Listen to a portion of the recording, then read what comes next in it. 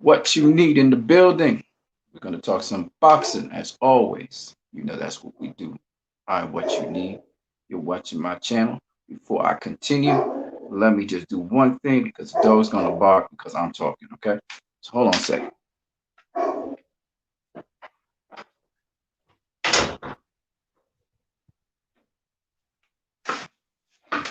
Cool.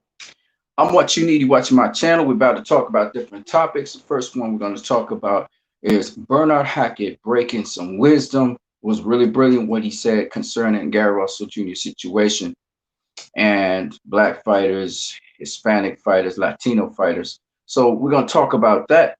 We're also going to talk a little bit about Adrian Broner and something you guys have not considered about Adrian Broner. You know, there's so much hate towards Adrian Broner, but we really haven't really factored in or thought about the fact that Adrian Broner, what he really is. So we'll talk more about that. We'll also talk about Mayweather versus Sugar Ray Leonard, and we'll debate it a little bit. I invite guests to come on here. We're going to have a nice little segment. We'll try and keep it compressed to 1 hour. And the last thing we're going to talk about is Rolly Romero versus Jackson Marinez. You know, a lot of people have been saying a lot of extreme things, but we're going to go through certain data that will show you that, in fact, what I called it was exactly the way how it was, and that we'll talk a little bit more about corruption in boxing, but nonetheless, we're going to talk more about that too. So let's get into it. The first thing we want to talk about, I think this is the best topic of them all, and it's something that I want you guys to consider. So Bernard Hackett said something. You remember my last video I was talking about how people just talk here. You know, there's a lot of talk from the fans, especially who never boxed before and stuff. And we talked about the different eras, different generations of boxing and that kind of stuff. Well, I love what Coach Bernard Hackett had to say. It was so respectful concerning the Gary Russell incident and his son and all of that. He started by speaking about the fact that, you know, as coaches, you know, they save kids' lives by taking them off the street and have them doing something useful in the gym. That's the first thing. So that as a coach, he would be invested in every single fight, including Gary Russell Jr. And he takes his time not to criticize, not to, give a negative impression of these young and upcoming boxers. I remember Coach Naseem Richardson was the same kind of way.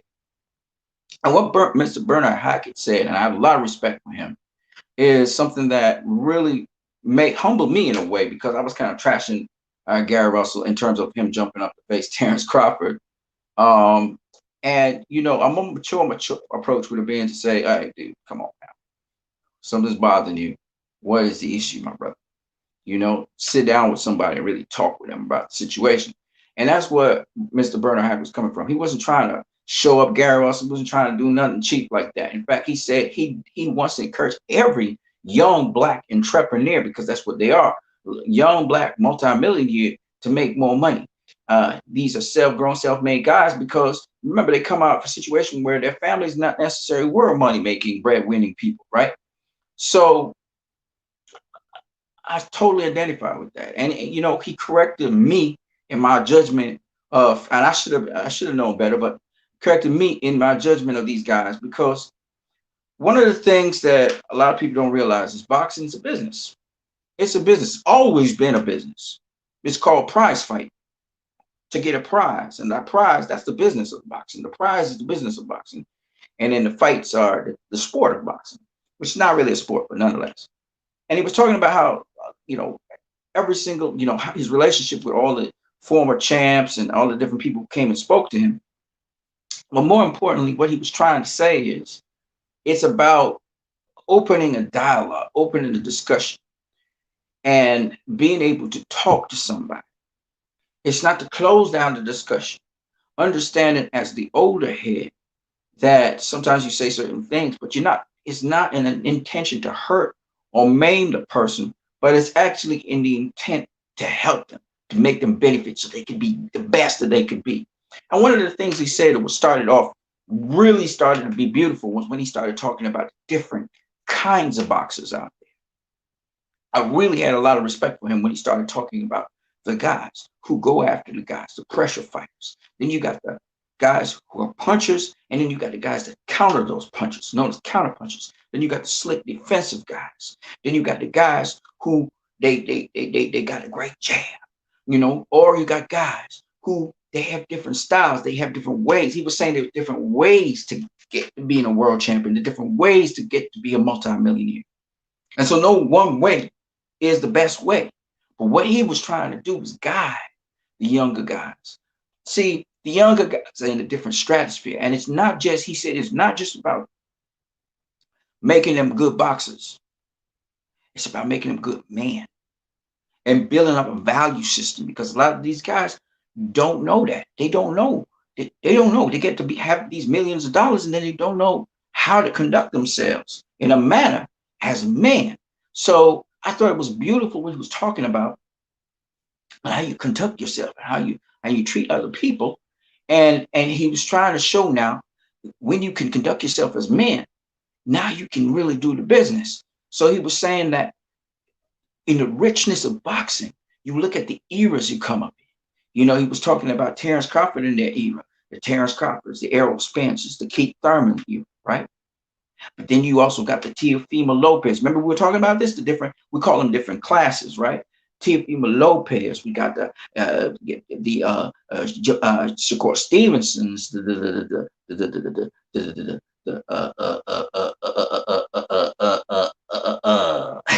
you know, the Teofimo Lopez's, the Shakur Stevensons, you know, the Jarrell Miller's a little bit older.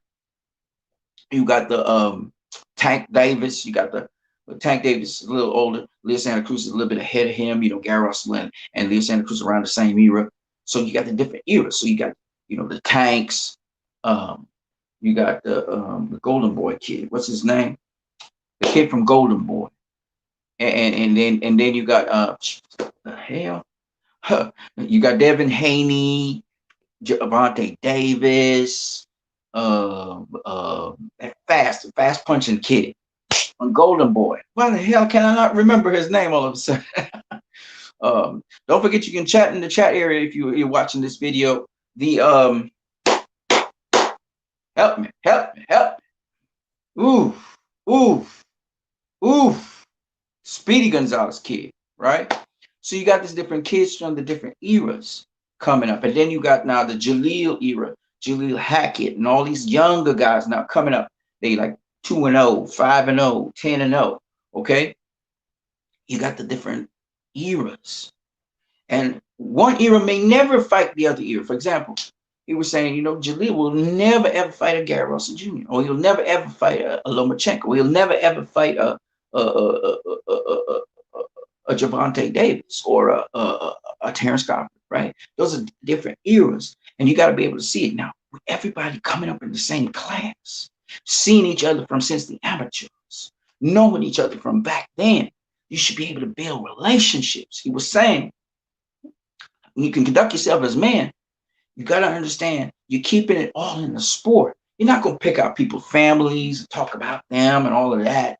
You're not even going to deal with sparring and all of that, because y'all are businessmen. Y'all are multi-million or potential multi-millionaire businessmen. Y'all need to network with one another so you can make big fights, because when you make big fights, everybody gets paid. So he was saying how, you know, the Terrence Crawford, Errol Spence situation, for example, them men, they should be looking at it because there's big money in that fight. There's big money, and these guys come up with each other should be able to fight one another so they can make that big money, because that big money leads to more fights with big money. There are no losers in those fights. So, you know, when he was talking about this and just talking from a different aspect, talking about, you know, minorities, how, well, you know, we say minorities, but, you know, the brown skinned people, the Mexicans and the black people, they're mostly the people in boxing today. They're the ones dominating. Now we're getting the Eastern Europeans coming in. But everybody want a piece of a slice. Everybody want bread. You know what I'm saying? And so as a result of that, he was saying we need to work together. It don't matter what promotional company you with. Make sure I make the deal. He said, we have Errol Spence talked to Terrence Crawford. Terrence Crawford saw Errol Spence, so they talked. So they can make that fight happen. You know? He said, you got to talk with one another. You got to conduct business like men. And I loved it. I loved it. He was talking about also how, you know, Mayweather was able to see Manny Pacquiao and make that fight with Manny Pacquiao after so many years because they saw each other as men. and they talked. And they talk about how I'm gonna put food on your table and you're gonna put food on my table. Because everybody knows Pacquiao didn't lose that fight. Let's go there. Pacquiao could never be a loser for that fight. You know how much millions Pacquiao made? Yeah, Bobby Arum made much more money. The promoters, they're always good. The fighters are the ones that struggle. But Pacquiao in this case didn't struggle. He could pay off the IRS. He could pay off this, that, the other. Because you know Pacquiao, $100 million. Come on, man. You know he got to get cut of that. He probably his biggest payday ever. He had at least have gotten $30 million out of that. $100 million. $30 million go a long way, people in the Philippines. Not to mention he paid the income tax easy. All his tax return, everything taken care of. Right? Started his own company, everything after that. You know what I'm saying? MP promotions and stuff. Man, he got a hell of a roster on it. And the thing about it is there's no losers. You get him a hell of a fight, you get him a hell of a performance. You know, Jaleel Hackett said, all I want to do is face the best. And we'll see how it goes. The O on the record is not as important as facing the best. Now, I say all of this to say that what he said is such a revelation, is so true. We should not be tearing down Latino and Black fighters. We shouldn't be tearing down any fight, to be honest with you, as fight fans. We should be excited for all fights.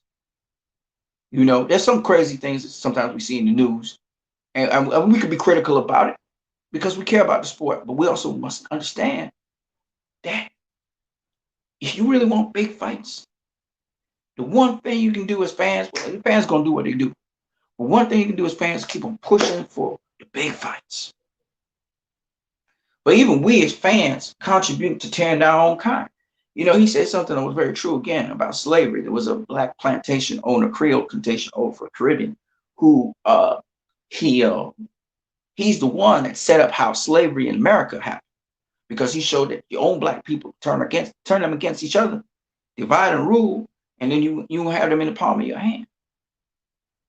You know, and that's what he was saying. He wanted to resist talking bad about successful Black fighters. And you know something?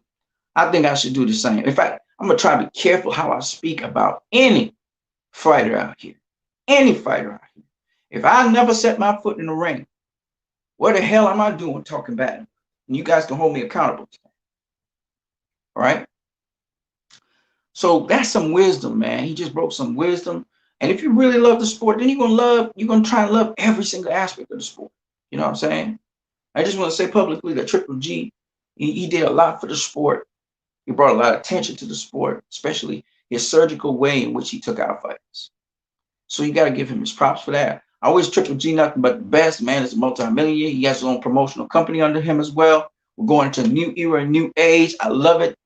With boxers now, they're promoting their own brands. They're co-promoting with other bigger companies. That's the way it should be.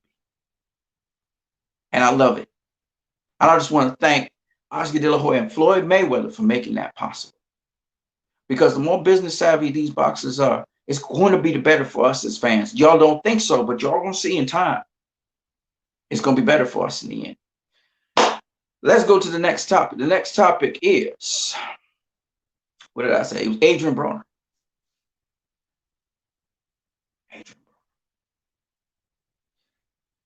Adrian Broner, a lot of us don't understand what Adrian Broner did when he jumped up from lightweight to welterweight. Listen to me carefully. He jumped up from lightweight to welterweight. The first fight he fought at welterweight, first fight from lightweight to welterweight, was against the WBA champion, Paulie Malignaggi. Now, some argue that Paulie Malignaggi won that fight against Adrian Broner. I mean, to be honest, it was a close fight, but I think that Adrian Broner edged it out down the stretch. Okay? Nonetheless, he became WBA welterweight world champion. This guy's not a welterweight. Do you guys realize Adrian Broner was never a welterweight? His second fight at welterweight was against hard-hitting Marcos Maidana, who had been acclimatized to welterweight longer than Adrian Broner had. And he fought the fight of his life. And Adrian Broner, from that point on, has been fighting either at super lightweight or at welterweight. And he has been hanging in there with them big boys. Adrian Broner is not a welterweight, ladies and gentlemen. Adrian Broner is a lightweight, blown up lightweight, but he's a lightweight. Have you guys ever thought about that? Y'all think so much about AB. AB's this, baby that. AB's not a welterweight. That's some crazy. That's some crazy stuff to talk about. When AB said he could make lightweight, he could really make lightweight because he's really a lightweight. Have you ever thought about that? That's how skilled that boy is. That's how good his defense was. He said it was his greatest performance. I was watching him on Vlad TV just a couple minutes ago. He said that was his greatest performance. Have you guys even realized that you guys were looking at a blown up? I would love to see AB go back down to lightweight and do his thing at lightweight. I love to see it. Who knows? Might even get an AB versus Gervonta Davis down there. Shake up some things down lightweight because AB does not duck or dodge nobody. He would take every single fight at lightweight. And I believe AB is going to go down to lightweight eventually and fight there. And it's going to be a hell of a fight. And hopefully he gives us spectacular performances because he's been at welterweight and fought the best there, the very best there. So I just thought I just thought about it and I was like, God damn. Adrian Broner was a blown up lightweight fighting at welterweight.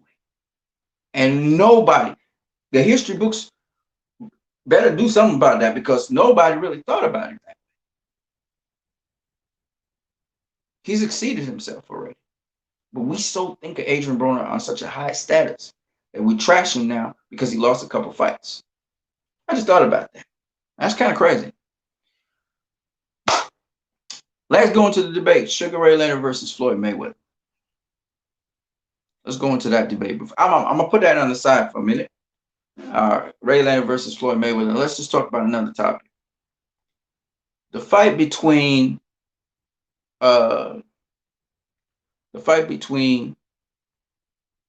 Rolly Romero and Jackson Marinez. Now, a lot of people said Jackson Marinez, he blew out Rolly Romero. You know, man, he beat him so easy. He beat him real easy. Well, Punch Stats shows that Rolly Romero outlanded and was more accurate than Jackson Marinez for 6 rounds. However, Rolly Romero was more accurate than Jackson Marinez for 7 of the 12 rounds. So that doesn't mean much, but you can break down actually Rolly Romero was the one who actually was landing not only more on Jackson, but more accurately on Jackson for more rounds. So when the judge scored at 7-5 for Rolly Romero, that was actually possible. Even though our eyes were seeing one thing, actually the punches that landed was a different story. And Rolly was hitting Jackson with the harder punches, no doubt about it. We could see it visually, right?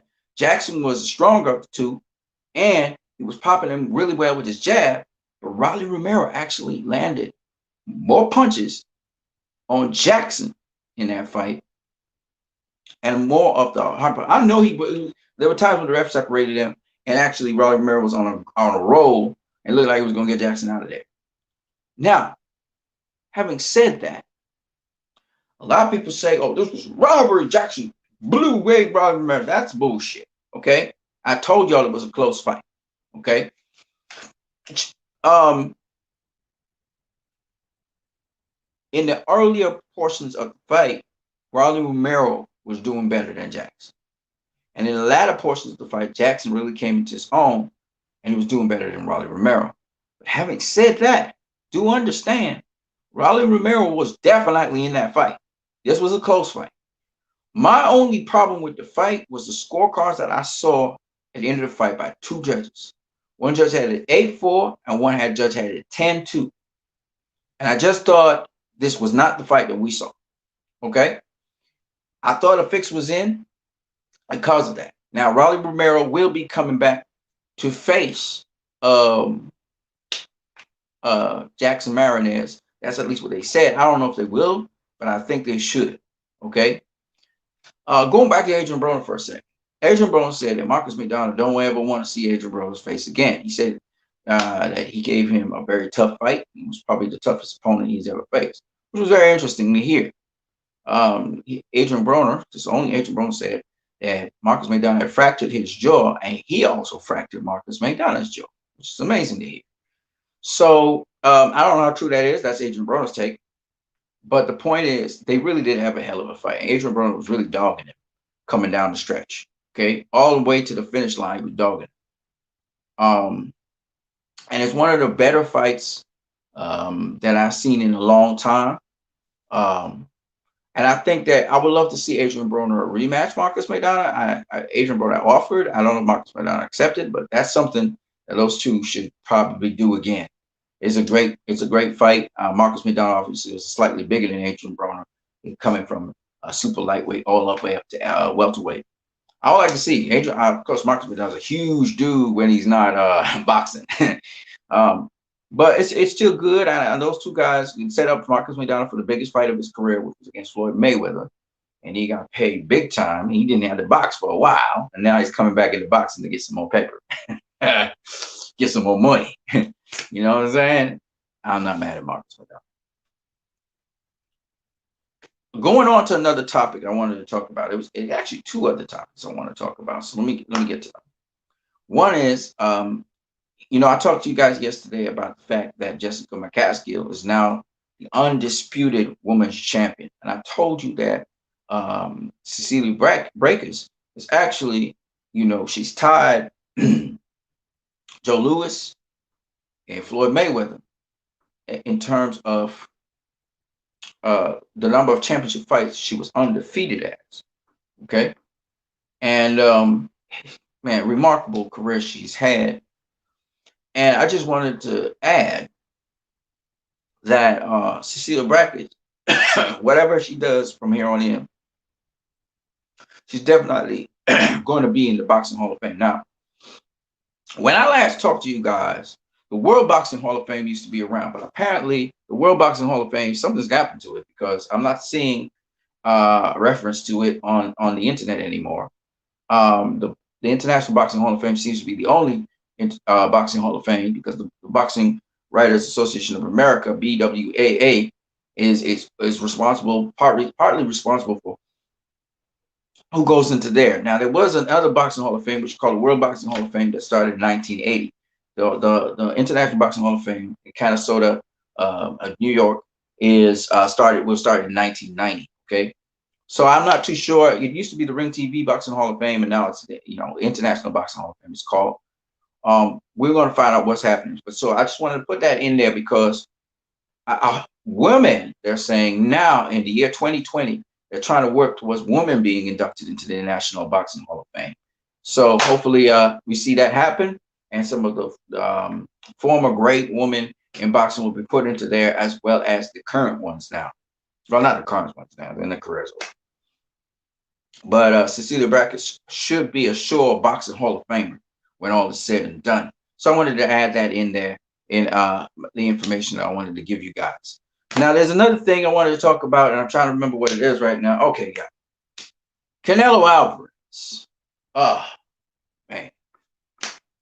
Every time I see this guy now, it's always some rumor or something, but it always seems to be something that just does not make me very enthused to hear about him. Like, we're hearing that he might go for the WBC title against some unknown European dude. And I'm like, why? Why? Why can't he be against David Benavidez? What is wrong with David Benavidez? Why can't he face David Benavidez? If not David Benavidez, Jamal Charlo just talked about how he was interested in getting to the WBC title, seeing that he's a WBC, supposedly WBC. Okay, he's supposedly a WBC middleweight champion. Why doesn't he get first dibs at the WBC title at super middleweight and face Canelo? If David Benavidez can't face Canelo, why can't Jamal Charlo face Canelo? I don't care about crowds. These guys should be able to do some business together and roll on. You got Canelo on your resume, that's big clout. That makes more money. Whether you win or you lose, you get more money. Okay, so let's get it on. Let's get Jamal Charlo. Okay, so Jamal Charlo has a fight, right? Okay, fine. All right, all right. He won't be able to do that fight. All right. David Benavidez is just for. But my thing is, you got Danny Jacobs. You got who's ranking the WBC? I don't want to see Canelo face no journeyman. Now it could set up Canelo to face one like maybe David Benavidez in the future, or maybe a Jamal Charlo. Okay, so when he take the title, it could set it up. But still, I'm not enthused about Canelo facing a no name. Like, I don't want to see. Let me be honest with you guys. This is where I feel about it. Now I know Canelo. He fights a hard touch, then he fights a soft. He fights a hard touch, then he fights a soft. That's the way how he do it. Okay, fine. But right now, I don't want to see Canelo facing some no name. Right now. And that's sad because it's putting a lot of demands on Canelo, but that's the way how I feel about it. You got dudes like Demetrius Andre sitting down there. He got nobody, and you're not facing Demetrius Andre. Everybody's gonna be mad about that because it's like, just get it out of the way. Win, lose, or draw, face the dude. He's right there with the zone. Why do you not want to face him? What is the zone saying? Okay, he can't face Triple G. Triple G's not, he ain't got no tune-up fight, nothing. He's not gonna face Triple G this year. So why don't you face Charlo's got Derevyanchenko? All right, Demetrius Andre be fighting mandatory after mandatory after mandatory. Face Demetrius Andre. You want to pull him up to 168? He doesn't have a problem with it. He'll go up to 168 and fight you. But face somebody. We don't want to hear about no what the Rocky Feeling. We don't want to hear about those names no more. We're tired of hearing those names. You in the time of your career now, you face big names. We don't need to be seeing some Julio Cesar Chavez shit. Okay, we want legitimate opponents. And if you gotta raise the price, find the money, find it. If you gotta make a loss the first time, get a loss. But we as fans expect something more of you. You call yourself pound number one. We expect more of you. You see what I'm saying? It's not that, again, I'm still a Canelo fan. Okay, I'm always gonna be a Canelo fan. Okay, but Canelo been doing some things that just puzzle me. Right? Okay, so you faced Sergey Kovalev. That's cool. You had a registration clause. Okay, cool. All right, you beat him. Fine. All right. But what's next? Next, you got to better that. You got to find somebody that's better than that. And you've got they're all around you. They're all around you. So why aren't you facing these dudes? Why are you not facing them? And they're there, they're fresh, they're in the prime. A lot of them are two-time world champions. You got Billy Joe Saunders, two-time world champion. You got Demetrius Andre, two-time world champion. You got Jamel Charlo, who's a two-time world champion. What else do you need? Okay? David Benavidez was a two-time world champion. Okay? Callum Smith sitting down there. What are you doing, Canelo? What are you doing? Right? Now, if the zone is so stupid that they can't understand, once he faces a name, that's what will make the difference. And if Canelo can get momentum and just be facing names, people are going to be on the Canelo train. But if you're just facing a Rocky fucking Feeling, okay, or some whatever the fuck that guy's name is. Sorry about the F-bomb. You know, you just facing no-namers. People we never give a fuck about. Why the hell would I want to watch you? You know what I'm saying? So, yeah, and we know it's COVID-19 and all of that, but he got to find somebody with a name.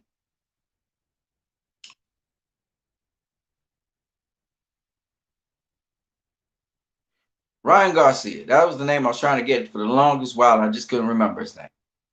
The New Hero guys. And I was way back to Broner Hackett we talked about, right? So anyway, my thing is, Canelo, the fans, do a survey or something and let the fans pick who they want you to face next. Do like Floyd Mayweather.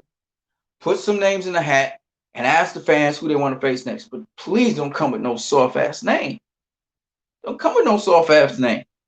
Because ain't nobody interested in fights like that. They want to see you in competitive fights or fights they deem competitive. People thought Sergey Kovalev would have done you something, so you still did something good.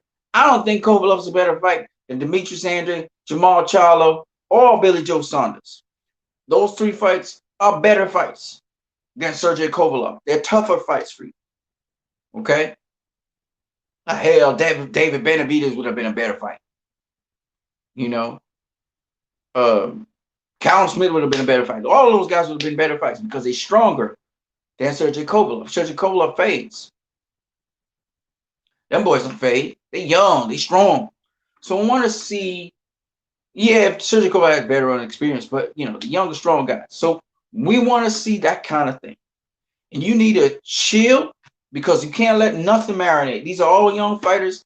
And don't ask me, don't tell me they need to face each other first. But fuck that. You make sure that they face you. All right? You're not going to optimize your dollar. We know we need to build and build and build a fight and whatever. But you're not going to optimize your dollar by just sitting down and fighting cab drivers over and over again. People we don't know nothing about and we will write off. Even if they're good fighters, we don't want to hear about them. There are other people who are known names who we want to see you face. And I don't know what the fuck Golden Boy is doing, but they out of their fucking mind.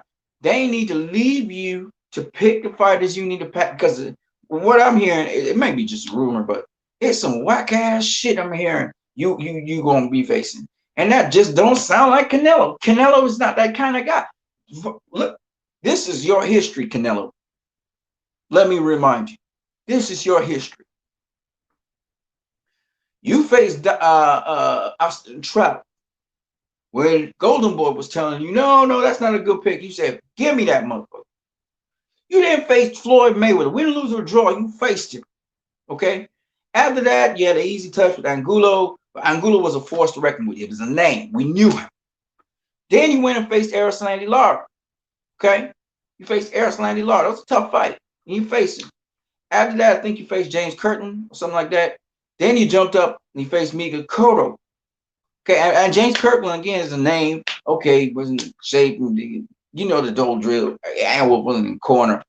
It didn't really matter because he was going to beat his ass anyway. Okay? He was never on your level. Okay? Carlos Molina beat his ass. Okay? So he was never on your level anyway. Right. You went out there and you beat Miguel Cotto. Close fight, but you beat Miguel Cotto. Then they said he wanted you to face Triple G. You were saying I wasn't big enough to do that. So he went and you fought Liam Smith, and then he went and fought Julio Cesar Chavez Jr. to see if you could build your strength, see how you deal with those guys. All right. Chavez Jr. was on a decline, but his name. Liam Smith is the guy that didn't fit into the equation, but I get it. You were saying I'm a real 154 pounder, and you prove your point, right? With Liam Smith. Cool. And he was a champion. And it was good. Okay, fine. Whatever. Moving on. You then faced Triple G twice. I thought you beat him twice. Look at the names. You then went on to face fucking Rocky Fielding, which we just don't want to remember. Okay? As fans, we don't want to remember these things. Because you're building a legacy. You know, who's Rocky? I mean, no disrespect to Rocky Fielding, but he's not on the level. Him and Liam Smith was not on the level ever. Okay? They was just never on the level. You know? Now, Julio Cesar Chavez Jr. used to be on that level. Right? When you called him, he wasn't on that level. James Kirkland used to be on that level, so we could give you an excuse, right? James Kirkland was a bad boy. He was, top whatever. Alfredo Angulo, right now, he just beat Peter Quillen. So, yeah, he on a level too, okay? And he was the guy that was going to stop Erislandy Lara. So, we give you that for all them guys. I ain't give you no pass on Liam Smith. Yeah, he was a world champion, but who cares? He ain't, what has he been doing since? And then we're not going to give you a pass on Rocky Fielding. That's a guy that overachieved. That was a stay busy fight. I don't even understand why it was there. Then you faced Danny Jacobs. Now, that was a good fucking fight. Okay? Good competition again. And you jumped up and faced Sergio Kovalev. So we don't want, listen, I don't care what you say. We don't want no fucking stay busy fight for the next fight. We don't want it. Because, in my opinion, Sergio Kovalev was your stay busy fight after Danny Jacobs. So you can't have two stay busy fights in a row. And don't tell me nothing about no COVID-19. You training all through the COVID-19. So that's bullshit. So Canelo, if you're gonna have a fight this year, needs to find somebody legitimate. It was Billy Joe Saunders. Billy Joe Saunders fucked that up. I'm not interested in seeing him versus Billy Joe Saunders just because Billy Joe Saunders screwed that up with his stupid speech. Okay, talked the way out of the fight. Screw Billy Joe Saunders. So really, I'm looking at you facing guys like Callum Smith, guys like Caleb Plant, guys like Demetrius Andrade, right? Because you can't face Jamal Charlo. He's gonna be facing Derek Pachenko. You can't face Triple G because he ain't gonna face nobody this year. You can't face David Benavidez. If you want to, you can face him, but David Benavidez ain't got nothing right now. He lost his belt on the scales. So your options are Callum Smith. Fuck Billy Joe Saunders. He's not an option. Fuck him.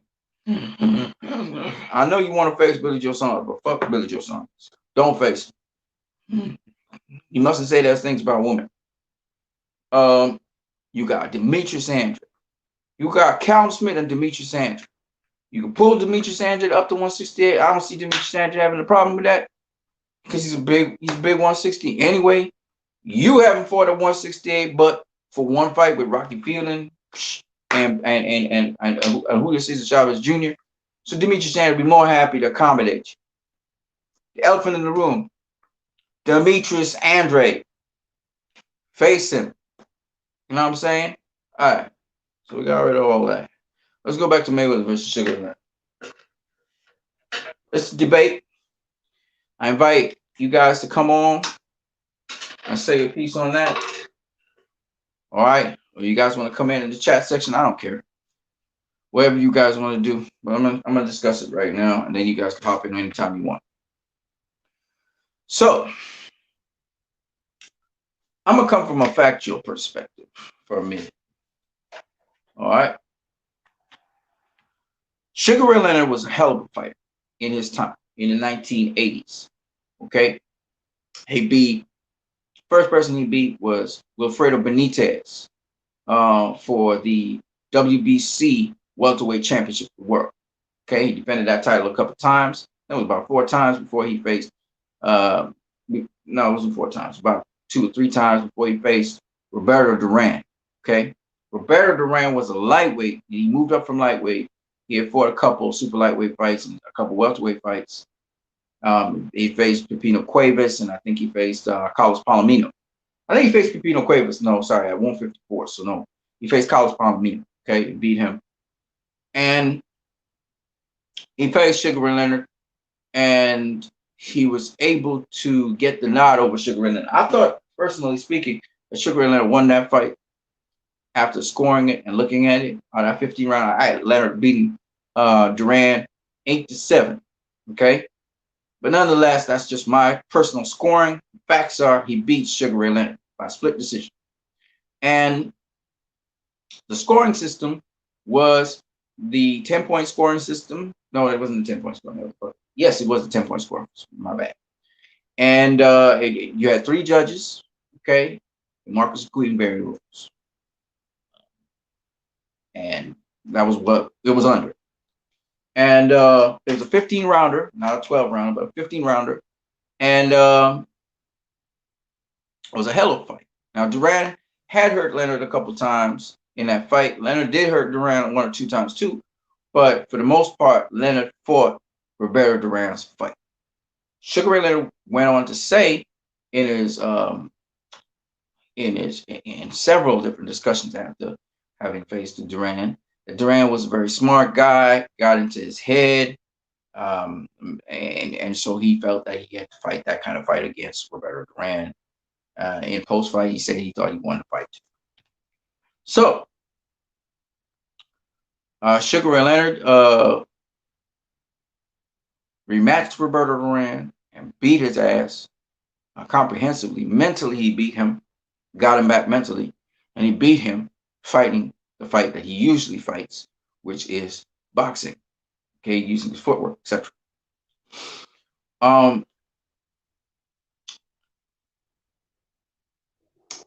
want to say, first and foremost, that situation never happened Floyd Mayweather. In fact, Floyd Mayweather more played the role of Roberto Duran than the role of Sugar Ray Leonard mentally, in terms of the mental game. So Floyd Mayweather was a guy that mentally will beat fighters outside the ring before they even get into the fight to fight. And Roberto Duran got to Sugar Ray Leonard because he said certain things about his wife.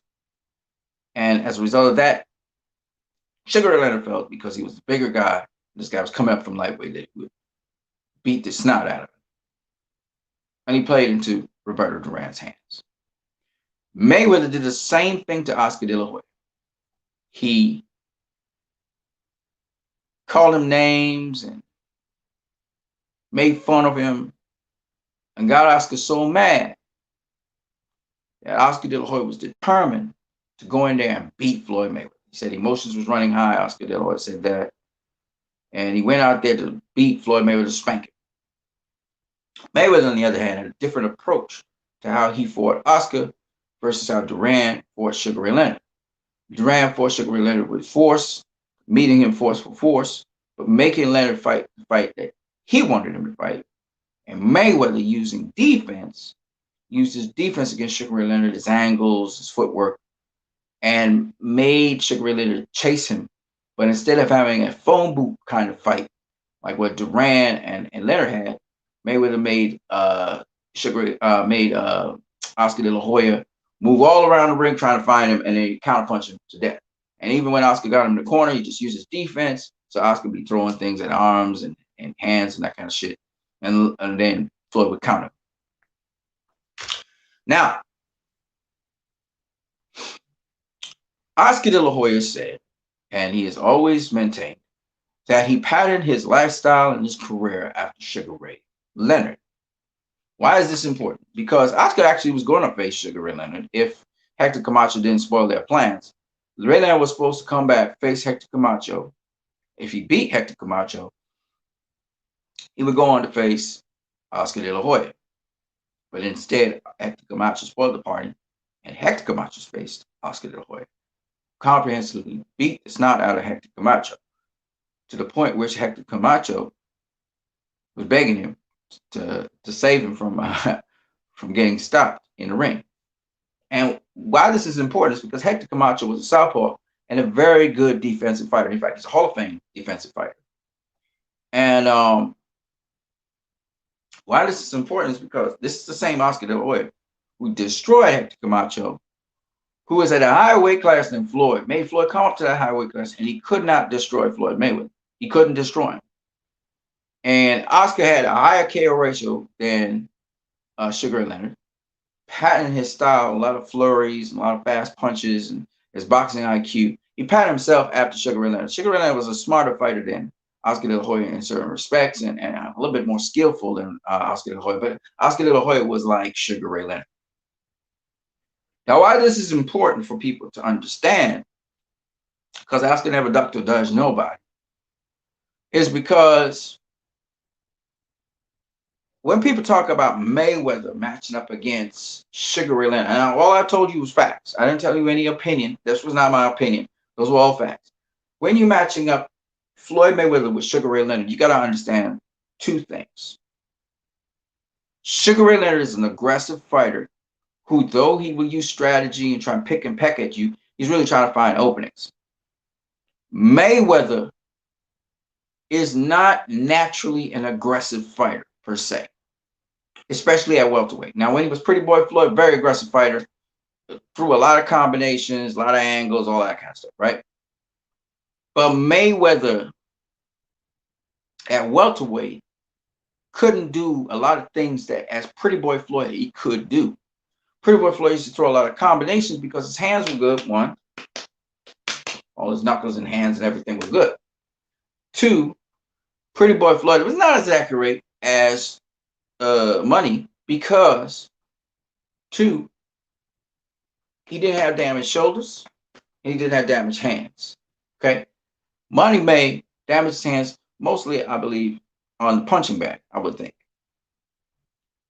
He had knuckles that would break easily. He would break his wrists up here and break his knuckles down here. Okay? So Mayweather had those problems.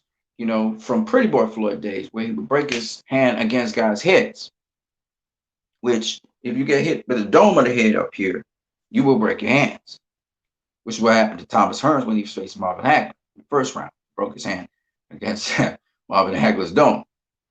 But he fought a stupid fight. I'm not going to talk about him. Pretty Boy Floyd, though, he had matrices of angles, and you could still see that Money May knew how to get those angles, but then to get his hands to go off in combinations without hurting them, you could see that he had to hold back a bit and sharpshoot. So what you find is that Money May put more weight. He fought a little bit more flat-footed, and he put more weight into his punches. He sat down more on his punches than, say, for example, Pretty Boy Floyd, which tappy, tappy, tappy, boom, right? And you see Pretty Boy Floyd in action against a more flat-footed fighter in Arturo Gatti. Okay, and Arturo Gatti was a good fighter. I saw him beat up a lot of guys and even come back from behind. There was no hope and stop guys. But he just was not on the level of quickness, and he didn't stay focused in his fights. So he got a bad ass whooping. That was the worst ass whooping I've ever seen Arturo Gatti get. He got beaten so bad he was staggering back to his corner in round 6. So it wasn't a good fight for him. But Pretty Boy Floyd, that's one of the ways to see what Pretty Boy Floyd could do. He could really blast you out of there and pretty fast, right? And Mayweather, while Floyd Mayweather wasn't a full-fledged welterweight when he came up. He did stop Shambe Mitchell, who was not always a welterweight, but he moved up from super lightweight to welterweight, and fought at the welterweight. I think it was 3 or 4 fights. So he was a full-fledged welterweight when he faced Floyd, and he just come off of his greatest win, beating one of his greatest wins in the latter part of his career, beating a young upcoming prospect who they thought was going to beat him. And he had come off of that. And Shambe Mitchell had some good power. He was mostly speedy. So he was a faster puncher than Floyd. But anyway, why am I talking about all this? My point is that Money Mayweather was not capable of, or he was capable, but he kept himself from doing certain things. He was pretty cautious about how he threw his punches. And he placed his punches a lot better than Pretty Boy Floyd because he didn't want to break his hands. So the fight with, say, for example, Sugar Ray Leonard versus a Pretty Boy Floyd would be, if he had good hands and he was at welterweight, that would be Pretty Boy Floyd you'd see. Would have been a different fight to Sugar Ray Leonard versus Money Mayweather, which you know how he performed. You saw him against Marcus McDonald, etc. So let me break it down like this. If you're dealing with Pretty Boy Floyd had a plus-minus ratio of 28%. Okay, 28%. So he had accuracy. I think his accuracy was low 40s. And his opponents hit him a little bit more. I think it was about 18% or something like that. 18% or something like that. So he had like a 20-something percent thing. That Floyd, because he was more aggressive, had a lower plus-minus ratio than the Money Mayweather Floyd. Now, both guys, both the Pretty Boy Floyd and the Money Mayweather Floyd, had higher plus-minus ratios than Sugar Ray Leonard. In fact, if you're comparing Floyd Mayweather to Roy Jones Jr., he had a higher plus-minus ratio in his prime than Roy Jones Jr. as well. So he really was good at not getting hit by his opponents versus him hitting his opponents. Meaning, because a lot of people think that the plus-minus ratio indicates defense, but it indicates defense and offense. That's the reason why it's called plus-minus ratio. So what it means is that Pretty Boy Floyd, will land 28% more punches on his opponent than his opponent would land on him.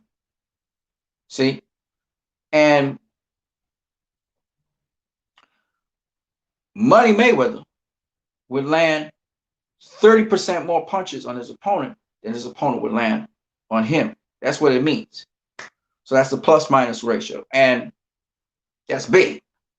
Okay? Because Sugar Ray Leonard only landed 13% more punches on his opponent than his opponent would land on him, showing you not just his defense, but how successful he was at presenting his offense onto his opponent. And when Sugar Ray Leonard faced defensively responsible opponents, when he faced Thomas Hearns, when he faced Wilfredo Benitez, when he faced even Roberto Duran the first time, he had low 30s, a low 30% accuracy or precision. His connect percentage was in the low 30%. You know, when Mayweather faced Manny Pacquiao, when he faced Oscar De La Hoya, when he faced Shane Mosley, when he faced Zab Judah, when he faced even Mika Cotto, his percentages dropped. Okay, so Mayweather would be found in the 50s, 50-something percent, plus minus ratio, sometimes the high 40s, but it dropped. It dropped with Pacquiao. I think his percentage landing was somewhere around 30-something percent. I think it was high 30s. Okay, and the point being, that's what happens in fights. So if we're looking at Sugar Ray Leonard versus Floyd Mayweather, there are a couple of things people need to consider. Okay, first thing, people say, well, Sugar Ray Leonard fought the better competition than Floyd Mayweather. I don't know about that, but what I can tell you is this. I wouldn't say he fought the better competition. People more universally recognize Benitez and Hagler and Hearns and Duran as better competition. But I won't say that, because this is what I'm going to say. I'm going to say that Sugar Ray Leonard fought slick skill fighter in Wilfredo Benitez, pressure fighters in Marvin Hagler and Roberto Duran, and another fighter who was a long-rangey fighter who had some defense in Thomas Hearns, and he fought him twice, fought Duran twice. Okay, that's how I'm going to put it. Now, he also fought the next generation of fighter in Terry Nars. Terry Nars was an aggressive, skilled though, somewhat slick fighter. Okay, Terry Nars was a black fighter, and he coming off of angles. Right, that's different to Thomas Hearns. Thomas Hearns didn't come off of angles like how Terry Nars did. Quick-handed, combinational puncher, and Terry Nars is more of the school of the modern fighters. The modern fighters had a different way of fighting. They had a different stance. Leonard came from the way where they had to swivel around the central line, but Terry Nars had naturally had his head and body off the center line, and he coming off angles. So, and Terry Nars could box a bit. So Sugar Ray Leonard got beat by Terry Nars. Then he got beat by an old school fighter in Hector Camacho. Hector Camacho was your typical old school fighter, southpaw, head off center line, and he boxed you. Puerto Rican fighter, still squared up a bit. He reminds me a bit of Amanda Serrano. So, as Amanda Serrano, I do believe, is also a southpaw. So, Leonard lost to those two guys. Camacho was a little bit after Leonard's time. It was an era after him. And Terry Nars was several eras after. I mean, it was about 2 or 3 years after. Leonard, when he went into those both fights, had come from a higher weight class. It was slower. It was slower than he used to be. So that's a factor you got to factor in. But by and large, you're talking about another generation of fighters. I think if we could compare eras and look at generations of fighters, I think it makes more sense to people. So, for example, Mike McCallum versus James Toney, which is a championship at middleweight. Mike McCallum was the long-reigning WBA champion. James Toney was the IBF champion, I believe. I think when Marvin Hagler was actually talking about that fight, and he's talking, praising up Mike McCallum and stuff, I realized that Marvin Hagler left the game where Mike McCallum was just coming out of the game, right? Now, why that's important for people to understand is because Mike McCallum could have faced Marvin Hagler if Marvin Hagler stayed in the game. He was going to leave the game. And that would have been a challenging fight for Marvin Hagler. Okay, it would have been a challenging fight for Marvin Hagler, even though he's a switch hitter. And James Toney, Michael Nunn, you just think about the guys that came up after. Okay. And that can give you some perspective on how boxing was evolving and moving forward. If I think of Roy Jones Jr. and I say I'm going to pit him up against Marvin Hagler, or I'm going to pit him up against Sugar Ray Leonard, it seems unfair. It seems like an unfair fight, a super middleweight. Because Roy Jones Jr. brought a whole bunch of new athleticism, physicality, unorthodoxness, and just a whole different set of offense to the game, right? And Mayweather could do all those things Roy Jones Jr. could do, plus he could keep the fundamentals. So when you think of it in that perspective, see, guys got to think about it in a certain sort of way. Roy and Floyd have a lot in common with each other. Roy didn't use the jab much. When Floyd didn't use the jab, Floyd could put away the jab and not use the jab at all, just like Roy. Okay, they could fight you just using left hooks, lead right hands. They come off of different angles. They have different rhythm sets that they use, and that's what made them kind of unpredictable. The untelegraphed right hand, etc. And they just did a lot of things. They rolled in, rolled out, rolled under, pivoted around you, like their footwork. Now Floyd, because of his bad hands, his bad arms, he never really put out that offense that Roy was doing. When he was Pretty Boy Floyd was doing it like Roy. But once he became Floyd Money Mayweather, he had to kind of sharpshoot a little bit more than he wanted to. And so now he had to work on placement, and timing. And Oscar De La Hoya will tell you, Floyd's just ridiculous with his timing. But guess what? Guess what, ladies and gentlemen? So is Roy Jones Jr. They cut from the same cloth. Roy has ridiculous timing. Okay? And that's the thing that makes Roy Roy. And Roy didn't do a lot of blocking of punches per se. Most he do is this. But Roy could slip punches. Roy roll under punches. Roy pivot around you. Roy would parry and catch parry punches. He keep the extended guard out here like this. You guys can't see my hand. You guys can't see the hand. Oh, you can see this one out there. Right? So you keep the extended guard and you catch you, parry it out there. And Roy was a guy who could do so many different things. Okay. And so Floyd borrowed a lot of things from Roy that made him flashy, but he kept a certain fundamental base in terms of defense. So Floyd became more of a precision sharpshooter than a combination puncher. He still could throw his combinations and stuff, but you notice he throw most of his combinations to the body. Or you go body, head, okay? And Roy, he could sharpshoot to the head and to the body. Now, what Roy did that made him able to keep his power and not break his hands as much, Roy didn't use the punching bag as much. In fact, he didn't hardly use the punching bag when he was training. So he preserved his hands because you can match up your hands against the punching bag. And that's how Floyd messed up his hands. In fact, the first time he messed up his rotator cuff against Jose Luis Castillo was because he was punching the punching bag. So Roy and Floyd, they have a lot in common.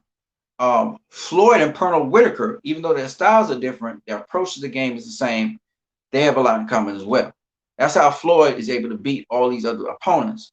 The one thing Floyd would do, and I showed a clip of it in the boxing group, is Floyd would, he was very, very good at catching you in between shots. So whereas back in the day with Sugar Ray Leonard and those guys, they would throw punches at the same time, and whoever got the position on the other guy, they get the punch in. Floyd could time you. Like he gets your rhythm and he time you. And he's studying you all the time. Gets your rhythm, times you, so he can get you after you just throw. He's not going to catch you. He's probably not going to throw a punch at the same time with you, but just like a microsecond before or a fraction of a second after, he'll catch you. So sometimes it's almost like if he could read your mind, because he knows you're setting up to throw a certain punch because he set you up. So he can bait and counter, AKA Roberto Duran used to bait and counter. Roberto Duran didn't have a great jab. But the one thing Roberto Duran used to do was bait and counter. He was a bait and counter kind of boxer. That's how he got to the inside. He couldn't get to the inside using the jab because his hands was too short. So what he would do, a la Manny Pacquiao, a la Aaron Pryor, is he would bait you, set you up to throw a jab, and then he would either pull counter you, or he would come with a jab after it, or he'd come with an uppercut or something, some aggressive punch, and he's coming in with speed and quickness to the inside. Okay, that's how Duran would do it. So that there are different ways to bait and counter, and Duran was good at doing that part. Now, with respect to what I was talking about Leonard and Floyd, so Floyd's kind of like Roy Jones Jr. / Pernell Whitaker. Okay, he's kind of a fighter like that. He don't have a style like Pernell Whitaker, but his attitude to the game, where he uses his defense with his offense, is what makes Floyd special. All right, ask Oscar De La Hoya, ask anybody out there, they would tell you that Floyd, the thing about him that made him special was how he would be able to so well time his opponent. His timing was really good. His movement was very good, was very tricky as well. And more importantly, it was how he placed his punches. They say his body shots were just excruciatingly accurate. Like, you can believe how accurate it is. He hit you in the same spot the entire fight. You know? So special effects like moving across a person's body and still catching them with a left hook, check hooking them. Special effects like the footwork where, you know, you think he's in this particular place, standing right in front of you. He's standing right in front of you, and you're going to throw a punch, and you're going to miss him completely, especially if you throw your jab. Especially, see, Floyd is a master of neutralizing the jab. That was one of the things he knew that is a key weapon for a lot of boxers out there. I'm going to tell all you boxers out there and young and upcoming boxers, they tell you use the jab. They tell you use it consistent. But please do not throw the jab the same way and make it predictable. Don't throw your jab predictably. Go watch at Jackson Marinez and how he threw his jab against Rolly Romero. All right? He's mastered the art of not being very predictable with his jab. He throws his jab sometimes right off the clinch. Pop, hit Rolly Romero in the face. Right? Okay? So, as Andrew Ward, Floyd Mayweather, Pernell Whitaker was a master of the jab as well. And he threw it different kinds of ways with different speeds, different rhythms. You got to be able to not be predictable. If, you know, a lot of people say a good jab is a strong jab. That's bullshit. A good jab is a jab that does what it's supposed to do. You can have a strong jab. That don't mean nothing. Marcus McDonald used to double and triple up the jab. That's how he got Floyd in the corner. And Floyd was like, he had a good jab. Marcus McDonald he didn't always throw the jab really fast. He didn't always throw it with power. Sometimes he used the jab to keep Floyd off of him by just popping it real quick. Okay? And so you got to understand how to use a jab. And sometimes a guy may use just one jab, just one kind of jab, but he's really good at using that one kind of jab. But you want to have in your package 2 to 3 to 4 different kinds of jabs you can go to. Okay? Because there's several different kinds of jabs, depending. You wouldn't use a down jab if you're a short guy, right? You use an up jab, or you'd use a spear jab, or you use a shotgun jab, or you use a jab to the pit, okay? Which would be a shotgun jab as well. But my point being, you have to know what kind of jab suits you. You're not going to use a shotgun jab if you're a big, tall guy and you're dealing with a short guy, right? Right? So you have to understand what jabs best fit you and your style of boxing, but you must be able to use more than one kind of jab. And you must know why you're using your jab for what. There's touch jabs, there's all kinds of jabs, okay? And use them all, because sometimes certain jabs keep your opponent from throwing their offense. Anyway, back to what I was saying about Floyd Mayweather and Sugar Ray Leonard. So let me get to it. Sugar Ray Leonard faced those kinds of opposition. Those were the guys. So a lot of people say that Sugar Ray Leonard's opposition was better than Floyd Mayweather's opposition. But then when we really break it down, we have to think about, like I said before, the different kinds of boxers. Terry Norris was a new age, new era kind of boxer, quick hands, quick feet, decent defense, right? Distance control, come off the jab, come off an angle, coming in at his opponent, right? So that was that kind of boxer. Aggressive, pressure fighter, but yet at the same time, coming off of angles using his defense, right? Hector Camacho was a defensive fighter. That's what he was, particularly a defensive fighter, southpaw, generally the orthodox stand, head off central line, but still kind of broad stance, kind of squared up a bit. More of Sugar Ray Leonard's era, okay? Now, those are the kinds of fighters Sugar Ray Leonard faced. Let me just recap them for you. Marvin Hagler was a pressure fighter, switch hitter, goes behind his jab, tough guy, could take a punch, okay, to the head and to the body, protected his body relatively well, but he could switch from orthodox to southpaw. Looked like he was brawling, but he's more of an infighter, mid-range infighter. That was what Marvin Hagler was.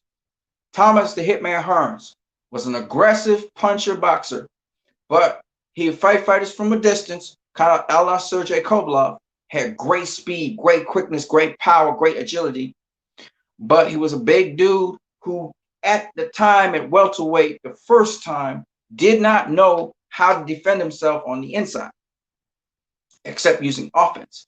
Was really expert at the jab. Mostly he used a down jab, a power jab. That was his main jab, but he also could use a probing jab every now and then, okay?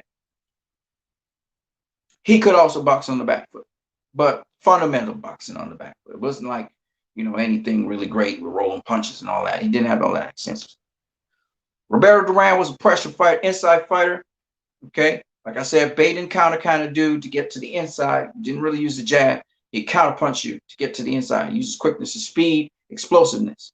Flat-footed fighter, nonetheless, is very explosive, very strong, physically strong on the inside. Also, he was kind of elusive on the inside because he would move with your body, roll with the punches, and he also looked for uppercuts and that kind of thing, get out of the way of those things.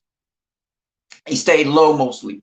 It wasn't a bob and weave. It was more of a press into you and kind of bully you, kind of more of a bullying style, but still at the same time, that's what he did. That was Roberto Duran. Okay. And then Wilfredo Benitez was a slick, skilled Puerto Rican fighter. Mainly his footwork was his defense because his head kept on center line. So he had to snap back from a punch, or he would also use his footwork to get out of the way of a punch. So he would pivot one way or the other way. Sometimes he pivot completely out the way, as he did with Roberto Duran. When Duran tried to bait and counter and then speed inside. All right, so Wilfredo Benitez stayed behind his jab. Again, he didn't really roll a lot of punches and stuff, but he did use beautiful footwork. And from that footwork, he would roll out of a situation. He also kind of sort of ride punches, but he could get popped. Just with a simple jab, he get popped straight down the center. But you got to know what you're doing. And so he also, you know, dipped. He dipped under punches, you know. But he didn't roll in, roll out. They ain't know nothing about that. Slip and slide, they ain't know nothing about that, okay? All right, so let's talk about Mayweather and his opponents, okay? So first of all, let me give you a little background. Floyd Mayweather faced a lot of opponents because he went through a lot of weight classes. So his first opponent was Genaro Hernandez, okay? That's the first named opponent. And he was a young guy, 21 years of age. Rolled up on Genaro Hernandez. They didn't think, a lot of people didn't think he would win, but the bookies had him winning the fight by a small margin. Came up there, represented himself, and did a great performance against Genaro Hernandez. Was very aggressive in the beginning. And more aggressive than I ever seen Genaro Hernandez against the younger fighter. He was really trying to outwork the younger fighter at first. But Floyd got the better of him. He had even tackled Floyd onto the ground. It was really rough and rugged at first. Genaro Hernandez trying to rough up the young fighter because the young fighter had experience, he was thinking. But Floyd kept his composure, pace, and beat the shit out of Genaro Hernandez. And that was it for Genaro Hernandez's career. So he beat him out of boxing because he was an older guy, right? After he faced Genaro Hernandez, he then faced Diego Corrales. Diego Corrales was smashing everybody. This was like Floyd's equivalent, even though not the same style at all. This was like Floyd's equivalent of Sugar Ray Leonard versus Thomas Hearns. except Diego Cross was really an inside fighter. Now he used his jab to get to the inside, but Diego Cross was really an inside fighter. But Floyd just really picked him apart from the outside, going out and in, out and in. Even though Diego Cross had the longer reach and the height, Floyd went out and in, out and in, out and in, out and in, picked him apart and dropped him 5 times. Okay, in that fight, so the fight was stopped. Diego Cross, like I said before, I told you the style, is really a pressure fighter, even though he's a tall guy, a la Paul Williams, a la Antonio Margarito. They're tall, long range guys, but they really want to get on the inside and mix it up. That was Diego Corrales. Jose Luis Castillo was a similar kind of fighter like Diego Corrales, even though Jose Luis Castillo preferred to be at mid-range. He was not just a pressure fighter. He could pressure you, but he also could counterpunch you. He was a pressure fighter, counterpuncher. I'm showing you the different kinds of fighters Floyd faced. Again, bigger fighter than Floyd, heavier, stronger than Floyd. Floyd handled him, okay? Used his defense again. And he basically, it was a close first fight, but I thought that Floyd blocked a lot of the shots and so on. Whatever. So I just told you about a pressure fighter who was tall and long, who wanted to fight on the inside, had hands like fucking bricks. If he hit you a combination, he hit you 8-punch combinations. That's Diego Corrales. Jose Luis Castillo, he'll pick up momentum and get more and more intense as the fight goes along. Floyd beat him in a rematch because they had a rematch. Next big fighter that I want to talk about was not a tour guide. I'll pass him by. It was Zab Judah. And Zab Judah was a quick fucking fighter, okay? He was quicker than Floyd. He was faster than Floyd. He was more powerful than Floyd. He was bigger than Floyd. And he was the same age as Floyd. They both met each other in their prime. Zab was coming off a loss. That's a very important point. Now, he was the last undisputed middle welterweight champion of the world. But Zab Judah was like a mirror image of Floyd Mayweather. The only difference between Zab and Floyd was his mentality. Zab's mentality is what made him not become as great a fighter as he should have been. But Zab was blitzing Floyd in the first round, second round. He was blitzing him. Not blitzing him in the sense of like totally overpowering, but just caught him with some really good shots. Crisp, sharp, powerful shots. And Floyd took him. And from then on in, Floyd started using his timing. Like I tell you guys, timing beats speed. So he used his timing and used his placement. And he was so clinical at breaking down Zab Judah divided in. He was about to stop Zab Judah, started hitting a nut shot. And the fight went to decision in the end. But the point is, Floyd actually faced a mirror image of himself. Zab Judah was a southpaw. He was a mirror image of Floyd. They had the same sort of skills. They had the same kind of boxing IQ. And Zab was better in every single area in terms of gifting. Okay, Zab was more gifted than Floyd. The only reason Floyd beat Zab Judah, but 2 reasons actually, was Floyd was always a well-conditioned athlete, but also he was a fighter that was smarter than Zab and mentally stronger than Zab. All right, and that foreshadows. I want to leave that point because Zab Judah was a counterpuncher.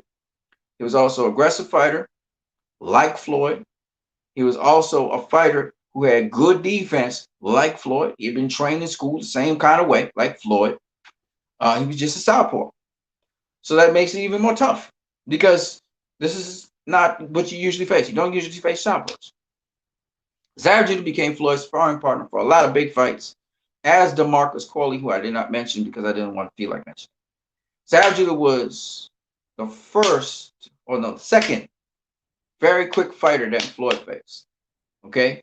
There are 2 very quick fighters that Floyd faced. He faced Sean Bay Mitchell, who I did not mention, and Zab Judah was the next one. Okay. So why I'm saying this is because I wanted to show you the different kinds of fighters that Floyd faced. Now, Thomas Hearns was also a very quick fighter with his hands particularly and his feet. It's pretty agile and quick for a tall guy. So that was Sugar Ray Leonard's quick fighter. Okay.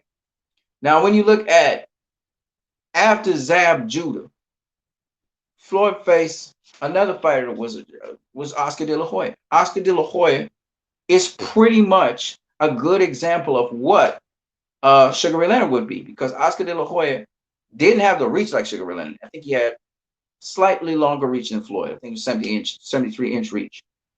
But he was taller than Floyd, He was 5'10.5", which is the same height as Sugar Ray Leonard. His style was very similar to Sugar Ray Leonard. He threw a lot of flurries, used combinations, to pick the fighter apart, then crash him, right? He had more of a left hook than Sugar Ray Leonard had, and he had a higher knockout ratio than Sugar Ray Leonard had. He had a wealth of experience too. When he faced Floyd, he was a more experienced fighter. The legend, great breakdowns. Yeah, my dude. So, shout out to the legend. So the point behind it is that Floyd faced a fighter something like Sugar Ray Leonard. I'm not saying he was Sugar Ray Leonard, absolutely not. Sugar Ray Leonard was a much better fighter, I think, in terms of the sweet science, the skill, the slickness, and so on, than Oscar De La Hoya.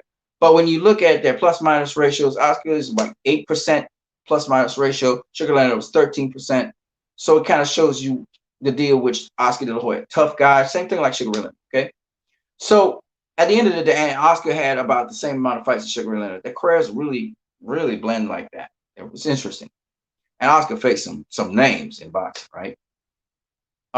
So the thing is, Floyd faced Oscar De La Hoya. Okay, that was a fighter something like Sugar Ray Leonard. It was a smart fighter, a fighter who didn't have a problem brawling and banging, because Sugar Ray Leonard loved to bang. Terrence Crawford is the same kind of guy. He liked to bang it out. Okay, Errol Spence likes to walk down people. Marvin Hagler liked to walk down people. Terrence Crawford loved to bang. Sugar Ray Leonard loved to bang. Okay, Oscar De La Hoya loved to bang. So that was the kind of puncher that we're talking about. We're breaking down the kind of fighters that Floyd faced. Of course, Oscar De La Hoya is a legendary fighter, 6th division world champion, blah, blah, blah, blah. You can look at all his accolades. After he faced Oscar De La Hoya, the next significant fighter we need to talk about is Ricky Hatton. Now, a lot of people give Ricky Hatton a lot of smash. Ricky Hatton is a unique fighter. I'm going to explain to you why this is important. I'm going to talk from a style perspective. Ricky Hatton is a pressure fighter who actually, he's not like Thomas Hearns, but he's a pressure fighter whose feet are continuously in movement. He is not a flat-footed fighter. Ricky Hatton's always on his toes. It's one of the weirdest, when I have to describe Ricky Hatton's style, it's one of the weirdest styles you'll ever talk about. Ricky Hatton's a busybody. He throws a lot of punches from weird ass angles. He does leaping jabs. He does leaping left hooks from way outside. His feet, he's constantly on his toes running around, and he's pressuring you, even when he's pushing you back to the ropes, because physically, Ricky Hatton was a physical kind of fighter, right? So he fight in the clinch. A lot of people say he hugged and hold a lot, but it wasn't hug and hold. That's called infighting, ladies and gentlemen. Infighting, okay? And he's not clinching up. Like, there's a lot of things people don't understand. They don't understand what tying up is. They don't clinch, pushing your head into the opponent. Henry Armstrong did it. But he was such an awkward fighter in the sense that, well, should I say not awkward, but unique? Because awkward is kind of derogatory. He was unique in the sense that Ricky Hatton was a fighter that he would leap in to the inside. He was a fighter that actually leaped in. He'll give you lunging jabs, okay? He'd give you leaping left hooks. He'd give you leaping straight right hands, like some weird ass shit you never seen before, okay? He could take a punch to get to the inside. He had a chin of iron, okay? So, but still had defense. Even Floyd Mayweather admitted, man, his head don't stay on center line. His head stay off center line. If you're trying to jab him, you're going to have problems getting to him unless you slow him down to the body. So Ricky Hatton had a weird ass style, and that's what worked for him. That's why he beat all those guys. That's why he was undefeated for so long. Okay. And Floyd was trying to put out Ricky Hatton. Oh yeah, he just wrestler, blah, blah, blah. Listen, Ricky Hatton was weird. Okay. And Floyd admitted it. Okay. There's some fighters that just were weird and awkward that Floyd faced in his career, which probably would have beaten other fighters. Okay. Now, Carlos Balaguer was a weird, awkward fighter as well. Okay. It's just the way how he moved his body, slow as fuck. He moved his body in such a manner where you couldn't hit him with a jab because he was constantly rolling his body. I don't know how to explain it, but he's a big lumbering guy and he still roll punches at the same time. Argentinian fighter, so go figure. But in fact, Floyd's first tough opposition he ever faced was a guy who was trying to get out of there named Carlos Rios. He was an Argentinian fighter. Y'all gonna check him out. His style, he rolled punches and everything. He just dipped, rolled, everything. Defense was just crazy. Floyd couldn't put a hand on him for 12 rounds. The Rios lost the fight because he wasn't really throwing back a lot. But god damn it, that dude knew. And even when Floyd hurt him, he knew what to do when he's hurt. See, these all these things you got to know about him. Anyway, go back to break. So Ricky Hatton was an awkward kind of, he was a unique kind of fighter. And this is what worked in his favor, okay? I saw Ricky Hatton spear jab a guy like how Mike Tyson would do a leaping spear jab, right? It's not a hook. It's not a left hook you're looking at. It's a spear jab he just threw. Sean Porter does this weird shit too. So anyway, back to Ricky Hatton. So Ricky Hatton faced Floyd Mayweather. And that awkward style, I've never seen a style quite like that. A guy, especially as an infighter, doing that. And so, that's a unique style that Floyd also faced. The other style that Floyd faced was a counterpunching style, a tough counterpuncher who had what we call a cage defense. That guy was Juan Manuel Marquez. Now, we see more fighters using the cage defense, which is basically where you're using your forearms like this and your elbow and shoulders. So no matter what somebody throws down the center, whatever, I don't keep my guard right up in my face like this. I keep it out here. It's a cage defense. Danny Garcia uses it. Juan Manuel Marquez uses it. Those two fighters that I know of. There's another one, but I can't remember what his name is, right?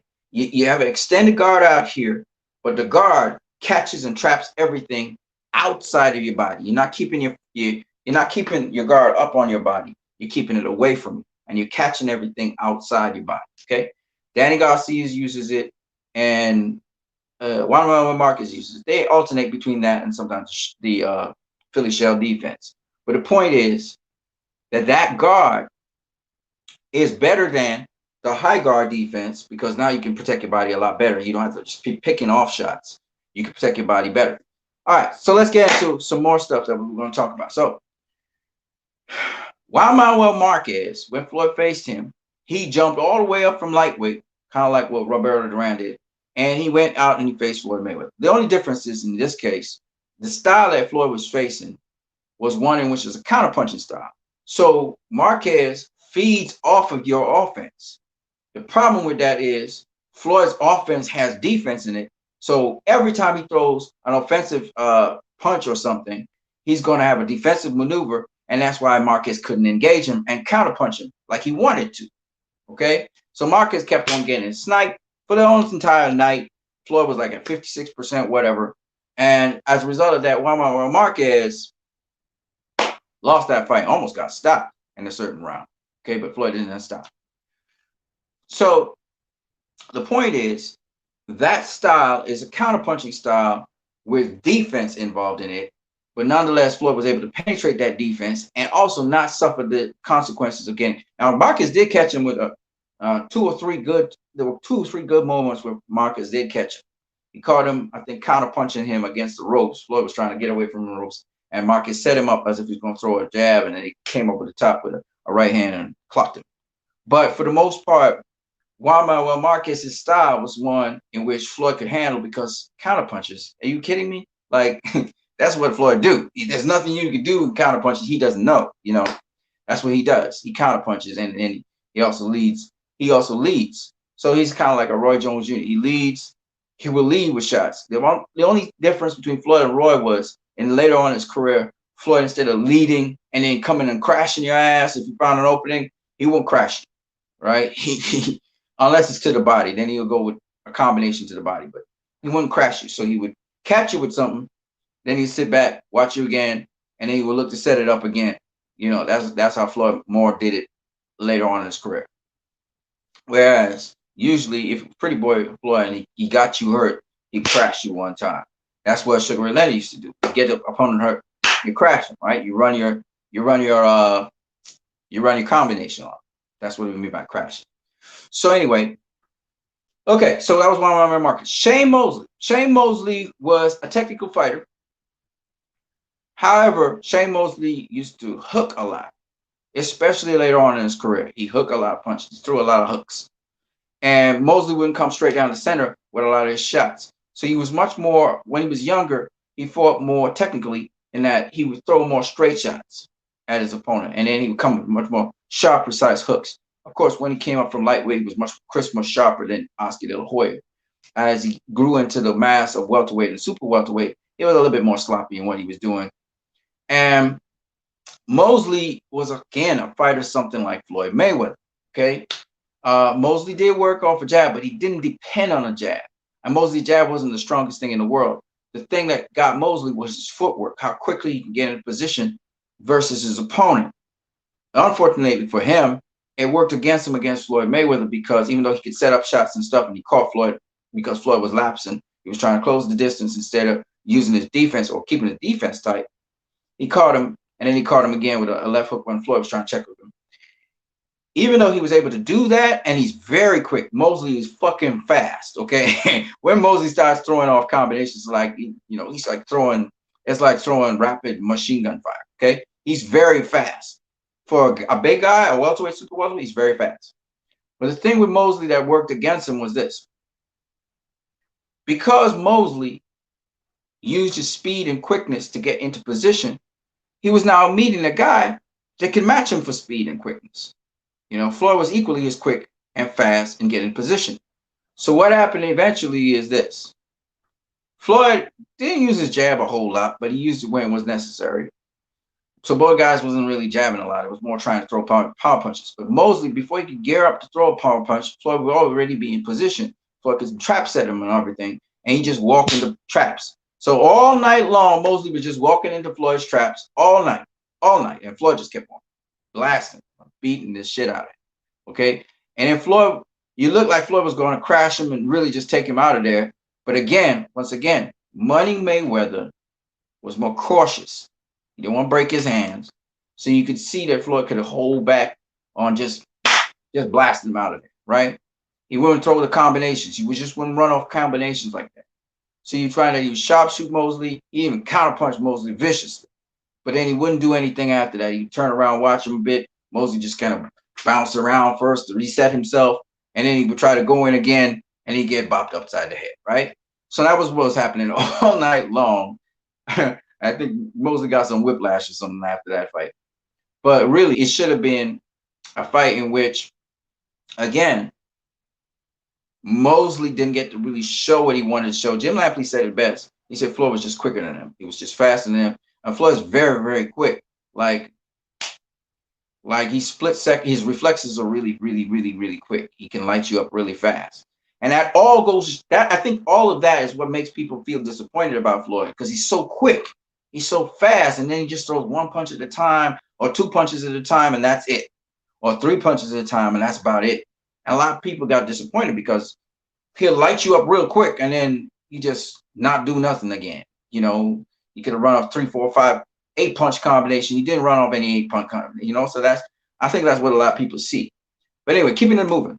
So when you look at Shane Mosley has a style something like Floyd Mayweather's, but he more hooks punches. He throws a lot more hooks.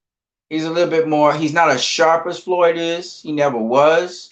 And but he has a similar style to Floyd Mayweather. So you see, Floyd Mayweather's fight guys with similar styles to him in Zab Judah, Sean B. Mitchell, and Sugar Shane Mosley. Those are 3 people who come from the same school of fighting as Floyd Mayweather. They're very sharp fighters. Sean B. Mitchell was the least sharp of them, but still he had some things going on with southpaw. Zab Judah was the most sharp of them, most technical of them. The guy who I thought the most would be able to beat a Floyd Mayweather, and he didn't do it. And Shane Mosley is the next one, which a lot of people thought he was going to beat Floyd Mayweather because he had the power and, he was quick, but he didn't have the jab.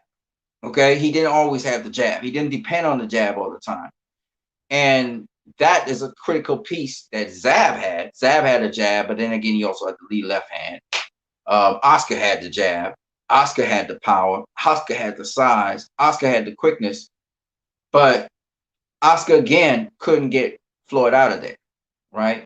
Now, why am I mentioning all these styles? And of course, all these guys I'm talking about are Hall of Famers and they're phenomenal fighters in and of themselves. Why am I talking about styles? Because styles make fights. And Sugar Ray Leonard, first of all, had a particular style. Floyd Mayweather had a particular style.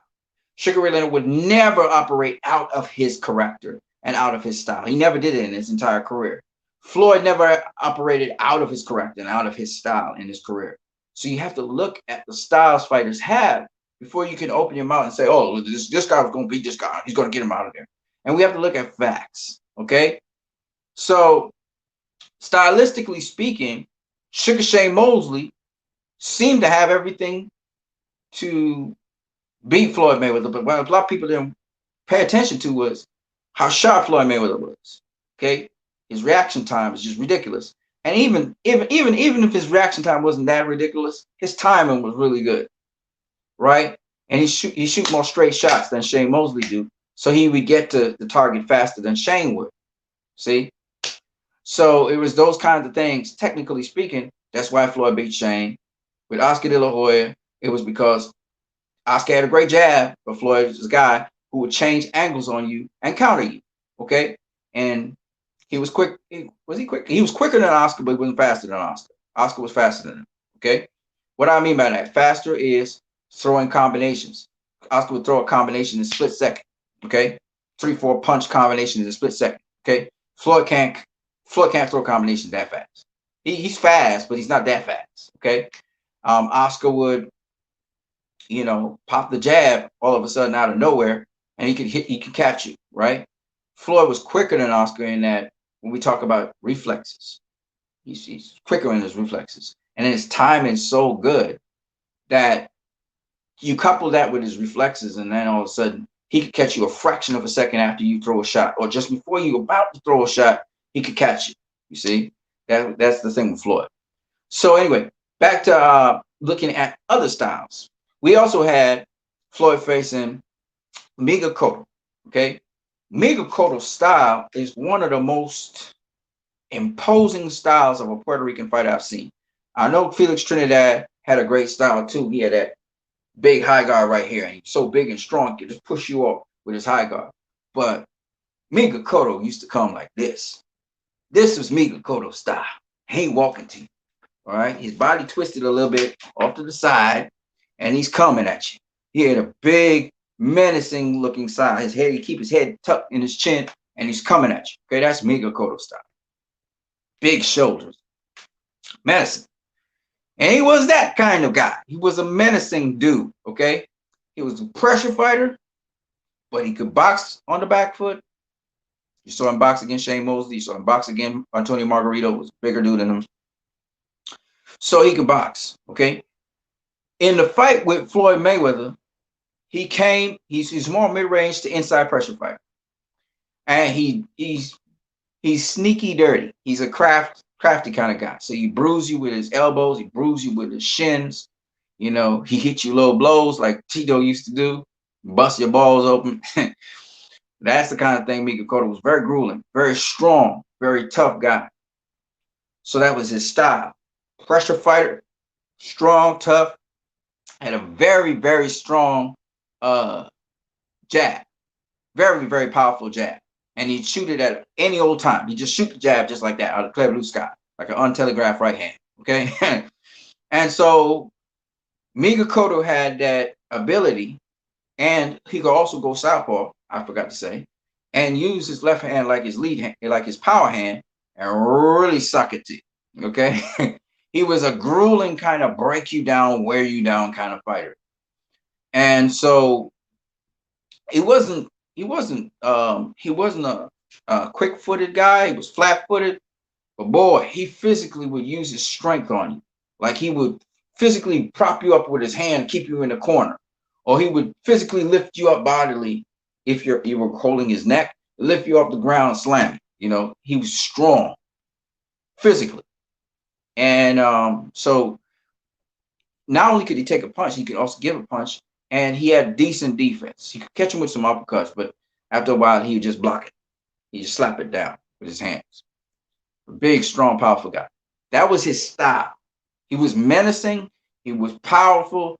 and it got him all the way up to middleweight, becoming middleweight champion of the world. Okay, and he was technical, so you could he could just suddenly ease off of his pressure. He could stop pressuring you and just step off to the center of the ring and make you come to him.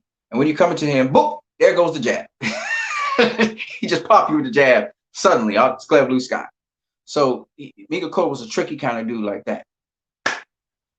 Now, Mayweather had to deal with that style. It was a pressure fighting style as well, but it was unique to Puerto Rico. Like Wilfredo Benitez, if you shut the jab straight down the center, at first it looks like you succeeded hitting Miguel Cotto, but he had good defense. He'd slap it down, parry it down, or parry it away. Okay. But Miguel Cotto was one style. The next style that Floyd faced was Canelo Alvarez. Canelo Alvarez had a style something again like Floyd Mayweather. His big, fast hands, explosive, flat feet. So Floyd faced him in the center of the ring. He didn't really go all around the ring because Canelo don't move all around the ring. And they boxed one another. Canelo was a boxer by heart. He can pressure fight you. He can walk you down. He's pretty successful at doing that. He's not as good at cutting off the ring. He's improving in that. But he can also fight on the back foot. We saw him fight against Triple G on the back foot. So he's a boxer, puncher. That's what he basically is. Okay, he can pressure fight you or he can fight off the back foot. But he doesn't really like moving around a whole lot. He doesn't have quick feet. After facing Canelo, he then faced Marcos Maidana. We have to talk about him. Marcos Maidana has a decent jab. He's a pressure fighter. He fights on the inside. He's not very accurate, but he fights on the inside. Jake LaMotta style. Okay. And Marcos Maidana, again, when Floyd faced that particular style, he was able to master it, finding those spaces. Marcos Maidana did land a couple of body shots on Floyd, especially in the earlier rounds. Floyd started taking over the fight with conditioning, etc. Then the last fighter that Floyd faced, you see how many types of fighters Floyd faced that are big names, was Manny Pacquiao. And Manny Pacquiao is a quick-footed, quick-handed fighter. He's fast, he's quick, he's unpredictable. Reminds me of a style like Aaron Pryor, except he's southpaw. He attacked you from weird angles.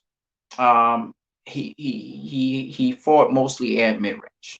So it's an aggressive, counterpunching,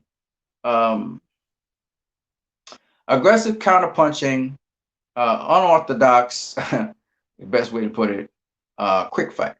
Okay. Floyd was able to deal with Manny Pacquiao, get his timing again, started to establish dominance, and he was able to beat Manny Pacquiao. Now, the point behind this is Sugar Ray Leonard faced 7 good fighters. You guys may call them great fighters, whatever, but the styles that they encompass was pressure fighters mostly.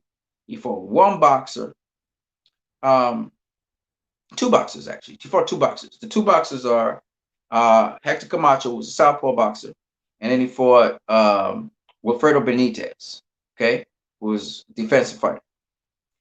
He fought pressure fighters.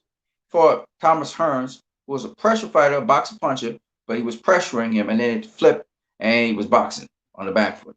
And he also fought Roberto Duran, who was a pressure fighter. And he also fought Marvin Hagler, who was also a pressure fighter. Okay. Donnie Lalonde was also a pressure fighter, but he was a boxer pressure fighter, meaning he fought from range mostly, not even though he could fight on the inside too. He fought Donnie Lalonde. So those are all the guys that he faced in his career. Mayweather, on the other hand, he fought some fighters who were boxers like himself. They literally had styles very much like himself, like mirror images of himself. Okay. He also fought fighters who were like Sugar Ray Leonard. Okay. He also fought fighters who were pressure fighters, right? Come forward. So you had Miguel Cotto was a pressure fighter. You had Manny Pacquiao was a pressure fighter, a unique pressure fighter, right? And you had other guys, but I don't want to mention those guys. I just want to talk the more prevalent ones. Oscar De La Hoya is acting as a pressure fighter, but he's a boxer puncher. So you had a boxer puncher in Oscar De La Hoya. You had a boxer puncher in Shane Mosley. Yeah, boxer puncher um in Zab Judah. Okay. Um, Manny Pacquiao was counter punching pressure fighter. Something it's not like Roberto Duran at all because he's not an infighter, but he throws a lot of combinations. Okay, he was a very active fighter. Remind me of Aaron Pryor style, right? Mid range kind of fighter, and very busy. Um, and then he also had pressure fighters like Jose Luis Castillo, Diego Corrales. So he faced a lot of pressure fighters. Ricky Hatton was unique in that he was a pressure fighter who had quick feet and quick hands. Um, and Juan Manuel Marquez was a counterpuncher by heart, boxer counterpuncher. So these are the kinds of fighters that Floyd faced. Now he faced a lot more top tier guys than Sugar Ray Leonard did. All right. People say Sugar Ray Leonard had the better quality opposition. I don't know if I would say that necessarily because different eras have different things going on with them. But what I can tell you is Floyd fought a greater variety of fighters, guys smaller than him, guys taller than him, guys with certain types of styles. And I would like to say also that a lot of these guys, you cannot deny their greatness. I mean, the kind of resumes that these guys have from Pacquiao, Cotto, Mosley, Oscar, Marquez, even Zab Judah's, his resume is ridiculous. Even DeMarcus Corley's resume is ridiculous. They didn't win all their fights, but they got ridiculous resumes. You know what I mean? So to say that these guys, didn't face who's or these are nobodies compared to Sugar Ray Leonard, you can't say that. So just putting that in perspective and the fact that these careers are so still very recent, that's why a lot of people are criticizing them and fine-tuning them. I want to say that first and foremost, when you look at Sugar Ray Leonard versus Floyd Mayweather and say his opposition was better, well, first of all, Floyd fought at a higher level for longer, and he fought top-tier guys, a lot more top-tier guys than Sugar Ray Leonard did. So that I think that Floyd's more battle-tested. And the point behind this is this. When we look at the fight with Sugar Shane Mosley, Sugar Shane Mosley rocked Floyd with a very good punch, and then he caught him again with another follow-up punch. Floyd did not hit the canvas. Unofficially, Zab Judah caught Floyd with what we call a off-balance shot, and his hands touched the canvas. Zab Judah being the only guy to ever hit Floyd with a shot and put him down. Okay? And it wasn't really a put down. It was like his hand touched the canvas. Okay? It's the most. That's Zab Judah. Oscar De La Hoya never got the opportunity to hit him with a power punch that he really wanted to hit him with, so forget that. Miguel Cotto. Miguel Cotto busted him up a bit, but that was because Floyd was walking into his punches. Marcos Maidana, they had a rough and rugged fight. Marcos Maidana hits like a freight train. Everybody knows that. In the first round, we thought this fight is interesting. We thought Floyd was different to Adrian Broner, and then all of a sudden, yo, Intangible Boxing News, what's up, my dude? Get the smoke. What's up? People in the building. And Floyd caught Marcus Maidana caught him with a shot. I thought, whoa, what the fuck? Marcus Maidana's the real goods. What he did to AB, shit, he could do it to Floyd. And Floyd handled it. Okay, he handled the situation. And what I'm trying to say to people is get the smoke. I think Zab and Floyd's feet got tangled. Yeah. Well, Zab was fucking crazy, man. But anyway, back to what I was saying. So Floyd's been hit by guys, legitimately big guys. Okay, he never got hit by Canelo, which is a good thing because Canelo hit like a fucking freight train. He said he got hit in his thigh, and he said that was the hardest he ever got hit in his life. Okay, Canelo hits like a freight train. But Shane Mosley rocked him. Chop DeMarcus Corley rocked him two or three times, I think. Rocked him when he was at super lightweight. Jose Luis Castillo caught him a couple times. So we've had guys, big guys, that rocked Floyd Mayweather. Okay, Cotto was a 154 pounder at the time.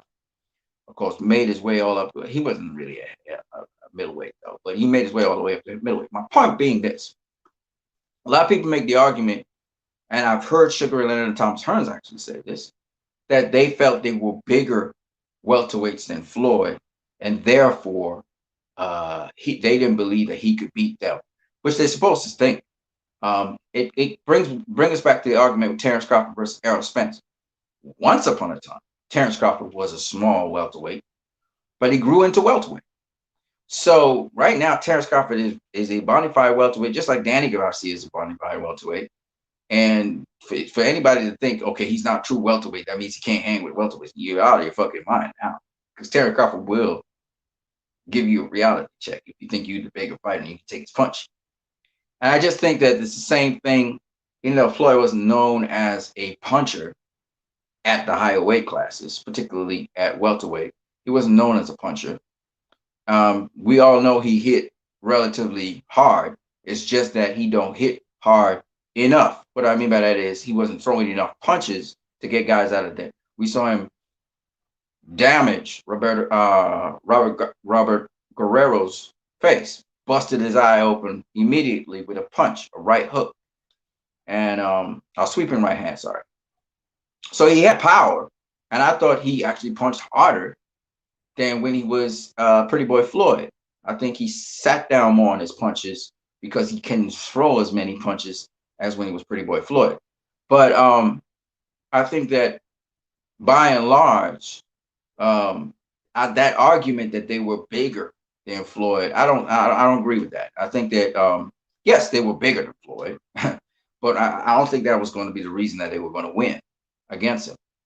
And then the other thing that a lot of people miss out with Sugar Ray Leonard versus Floyd, which is what this whole argument's about, is that Mayweather actually fought guys that went all the way up to light heavyweight. So Canelo Alvarez fought his ass all the way up to light heavyweight just very recently. And that's a big dude. That's a dude bigger than Thomas Hearns and Sugar Ray Leonard. Now, I'm not saying that Canelo fights anything like Sugar Ray Leonard, right? We spoke about the style.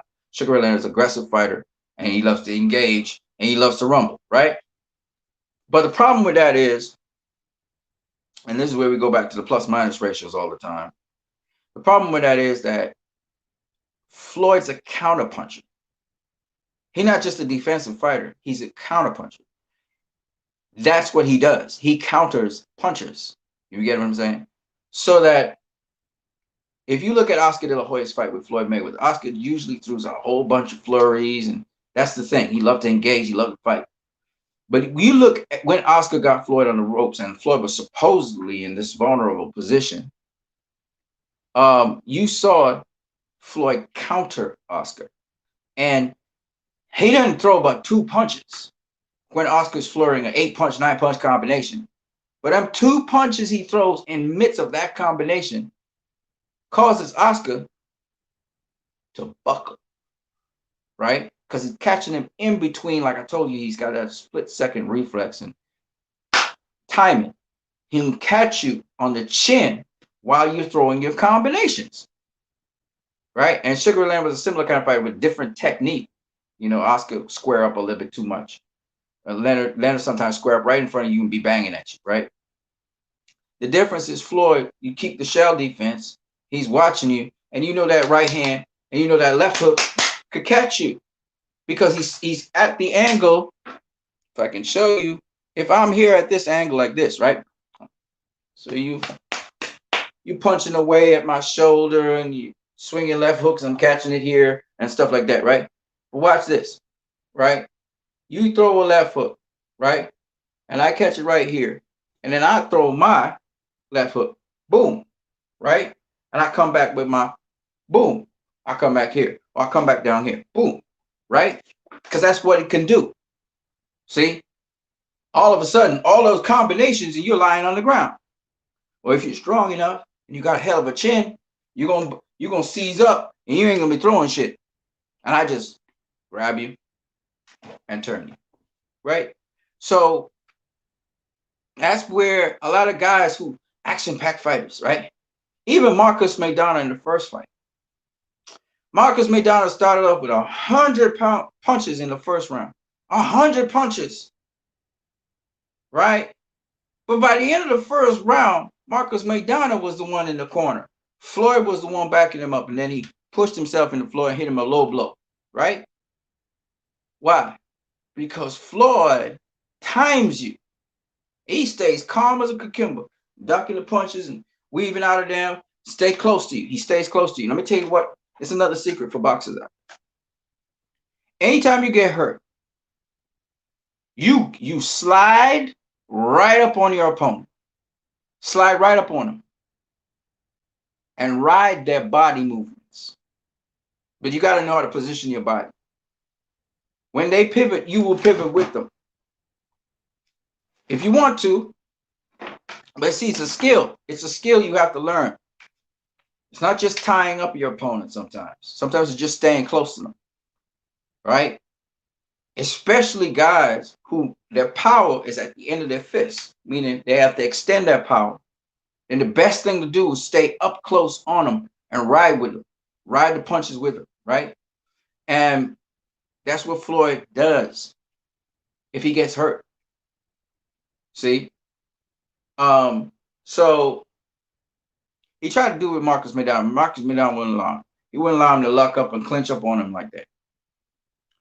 Right? He fight through it. But my point anyway is Marcus Maidana started off at 100 pounds per round. Guess at the end of the fight how many punches he was throwing? That's right. He threw 33 less punches in the final round. He threw 67 punches to Floyd's consistent from beginning to end, 44 punches per round. So Floyd keeps his conditioning all the way through. He's going to outlast you in a fight, right? He's going to outlast you in the fight. He's not going to be as accurate against a guy like Sugar Ray Leonard. Sugar Ray Leonard's a hell of a fighter. He's got defense. Don't get it twisted. He's got defense. He gets hit more, but he's got defense. He's going to be big. He's going to be strong. He's going to be fast. He's got fast feet. He's got fast hands. All right. He's got power. Speed is power. All right. And one of the things Leonard did, some people say Leonard had tremendous power. I know he had tremendous power per se, but he had speed, and speed is power. See what I'm saying? So he catch you with a shot. He frees you, and he also got you kind of, because once he catch you with one shot, he pick you and catch you with that one shot. Now he's gonna throw a barrage. He's gonna crash you. But a lot of that barrage is shoe shine, as they say. It's just there to kind of do that to you. You know what I'm saying? And so you're kind of but you're not hurt per se. And then he catches you with the big bomb. Boom. See, that's how you do it, right? And I take a certain skill to do that, right? And Leonard been doing it since the amateurs. He had quick hands. He hit you with like 10 punches, real fast, rapid fire. And when you get hit so quickly, so fast, your nervous system can't process it, but you're all over the place because your head's doing this, right? So obviously it's shaking up your brain in your head, and you're dizzy-ish, and you're kind of groggy, right? That's Sugar Ray Leonard. And then he hits you with the hard punch. Boom, boom. And that's it. It's over, right? That was Sugar Ray Leonard. Now, Floyd Mayweather don't do that. Right? He just don't do that. That's not his style at all.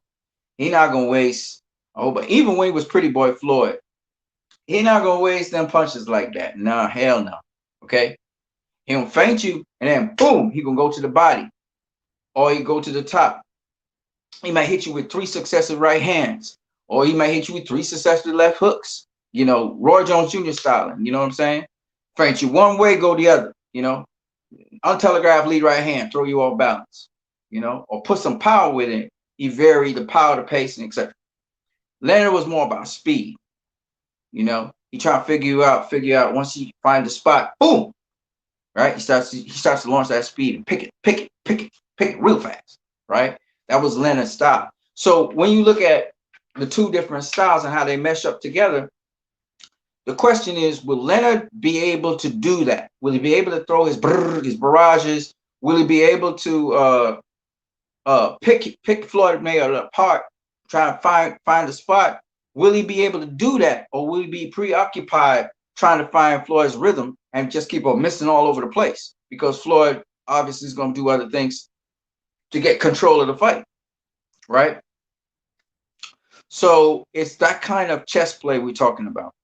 So Floyd being exposed to, I think, a lot quicker fighters than him, and those varying styles I just mentioned. And I'm talking about the premier guys. I'm not talking about the other guys that he faced. And same thing with Leonard. He faced different styles, but particularly he had styles which some of the guys were quick, but they weren't necessarily faster than him, right? I'm trying to think of a fighter that was quicker than him. The only guy I think of was, and Terry Norris was fast. You know, he was fast too. He's a fast fighter. Terry Norris was, again, a volume puncher, right?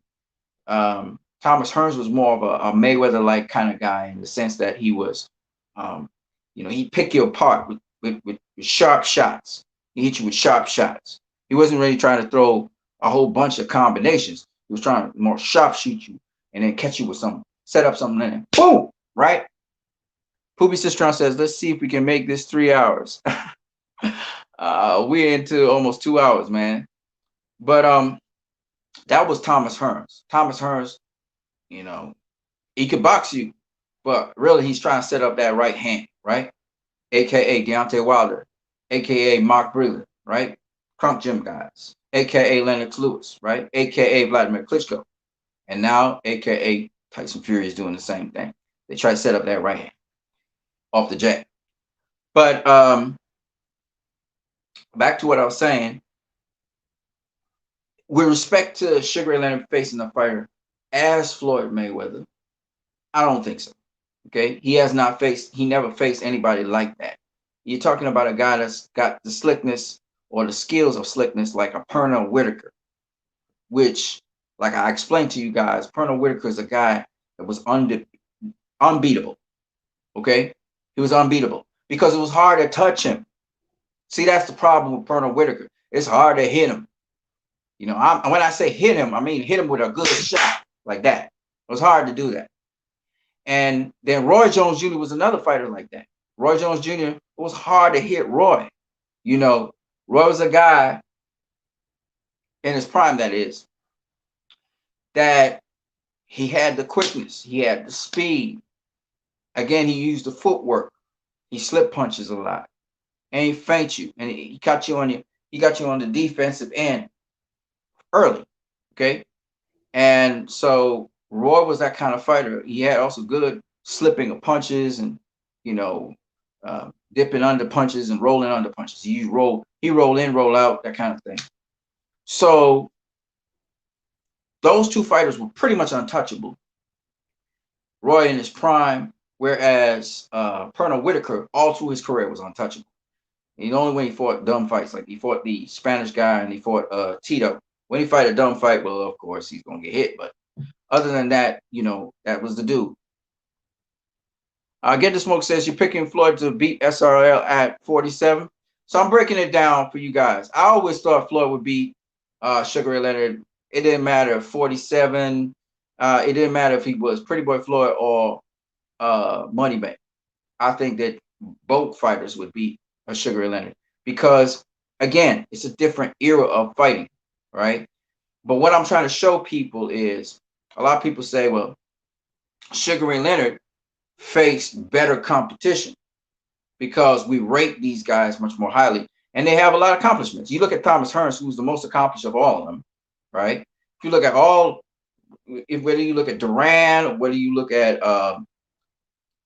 Leonard or you look at Hagler or you look at Benitez, Thomas Hearns is the most accomplished of them all right? He's won more world titles than them, okay? He won the light heavyweight championship of the world, super middleweight championship of the world.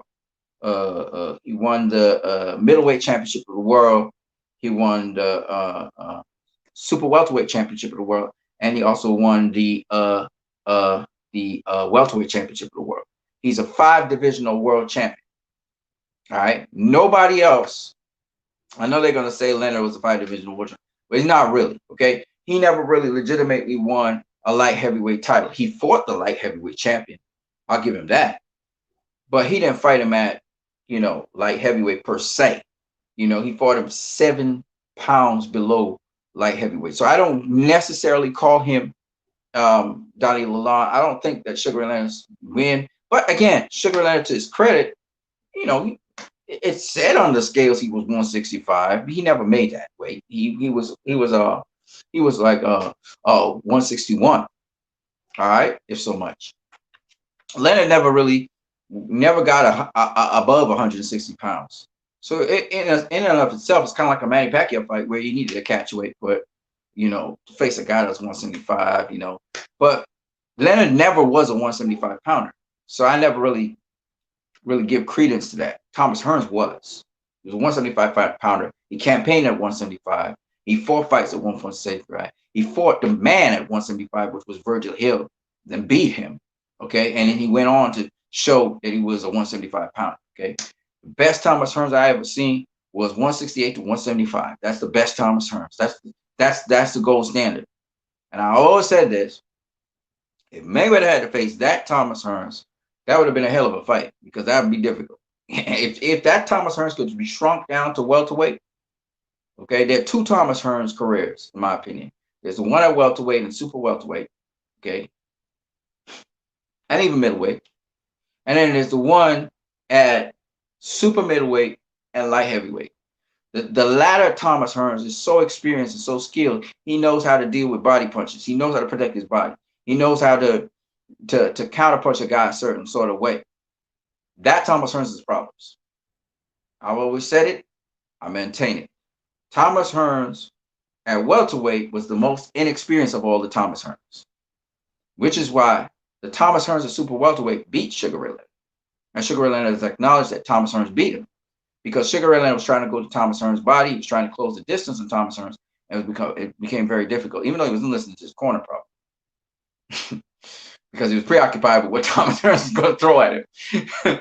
But that Thomas Hearns is a lot more problematic for any fighter in any time. The welterweight Thomas Hearns, not so much. He was still young and inexperienced. And even the super welterweight Thomas Hearns, and even the middleweight Thomas Hearns was not as experienced. You will never see Thomas Hearns get knocked out or stopped at super middleweight and above. And the cruiserweight fight where he lost to Uriah, I forgot what the guy's name, not Uriah Grant, something else, but whatever his name is. That guy who beat him, it was because he got an injury, right? He damaged his shoulder. That's why that fight was stopped. So the Thomas Hearns, if you want to know an unbeatable version of Thomas Hearns, I think the unbeatable version of Thomas Hearns will be from 168 all the way up to cruiserweight. That Thomas Hearns was problems. Okay, period. That was a complete fighter. So yes, of course I picked Floyd Mayweather to beat Sugar Ray Leonard all day, every day of the week. And the only reason why I'm not saying it's an easy fight, by no means at all is it an easy fight. But I just think that Floyd would hit Sugar Ray Leonard more than Sugar Ray Leonard would hit Floyd. And the points that I'm trying to give you from factual basis is that Floyd has fought a lot of big fighters, guys who were bigger than him, significant. Because a lot of people make the case that he hasn't fought true welterweights, which just doesn't make no sense to me. That argument doesn't fly.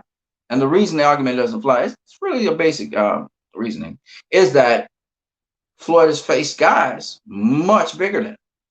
And he's done it his entire career. Leonard may not have done that until later on in his career, but Floyd began his career fighting as a smaller guy.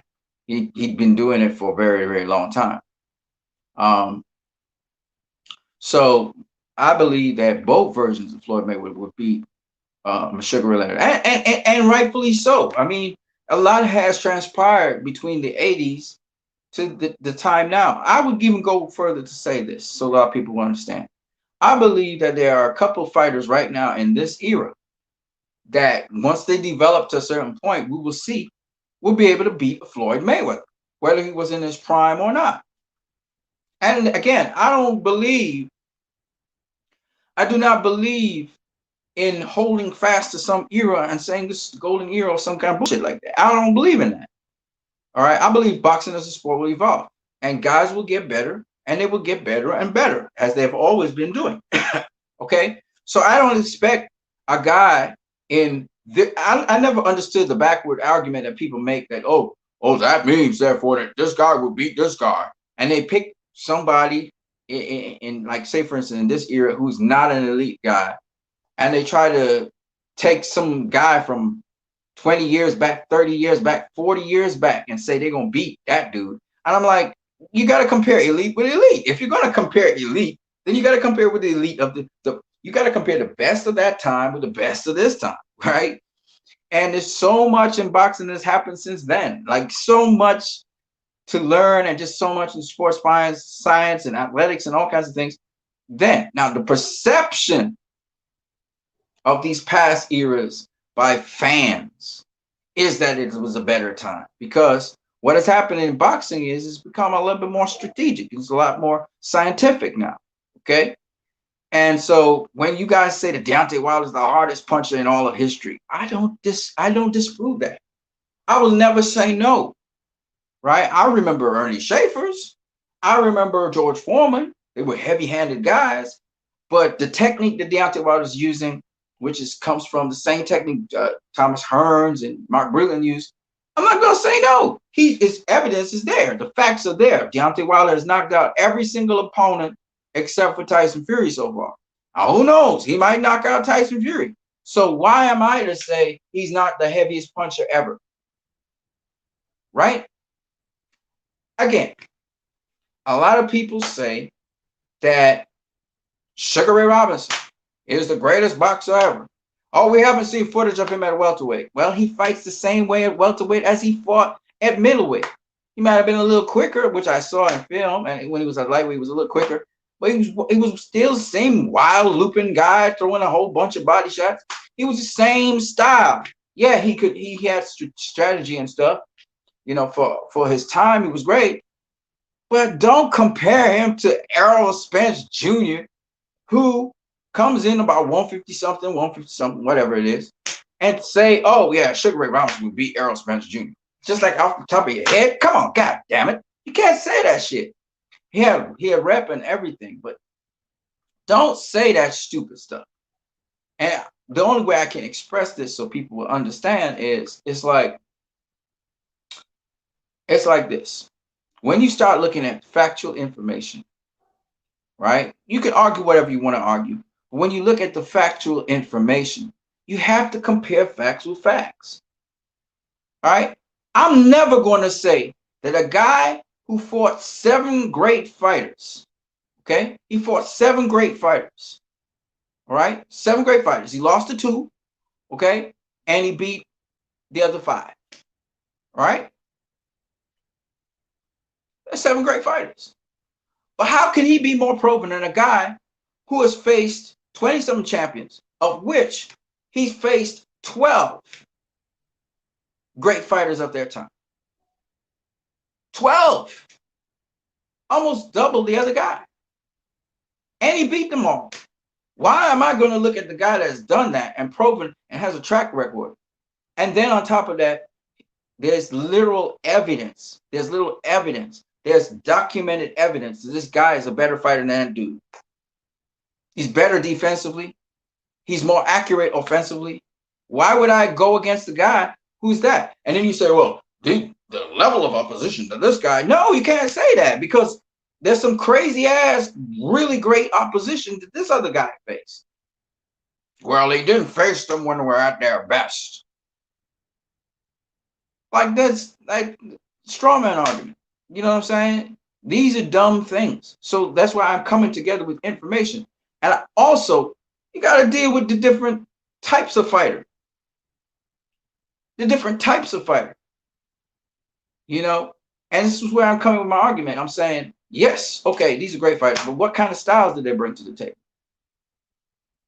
And so when you look at the different styles and the unique kind of styles, Manny Pacquiao, quick-footed, quick-handed, you know, Ricky Hatton, quick-footed, quick-handed, weird stuff, you know, because you don't think of pressure fighters or aggressive fighters as quick-footed, quick-handed guys who could pressure you, you know. Usually pressure fighters are flat-footed fighters. Now, Thomas Hearns defies that. He wasn't necessarily a pressure fighter. He was more of a boxer puncher, but he can walk you down. Right? He was a Sergey Kovalev. That's unique. You don't see that every day. So this is the sort of thing I'm talking about.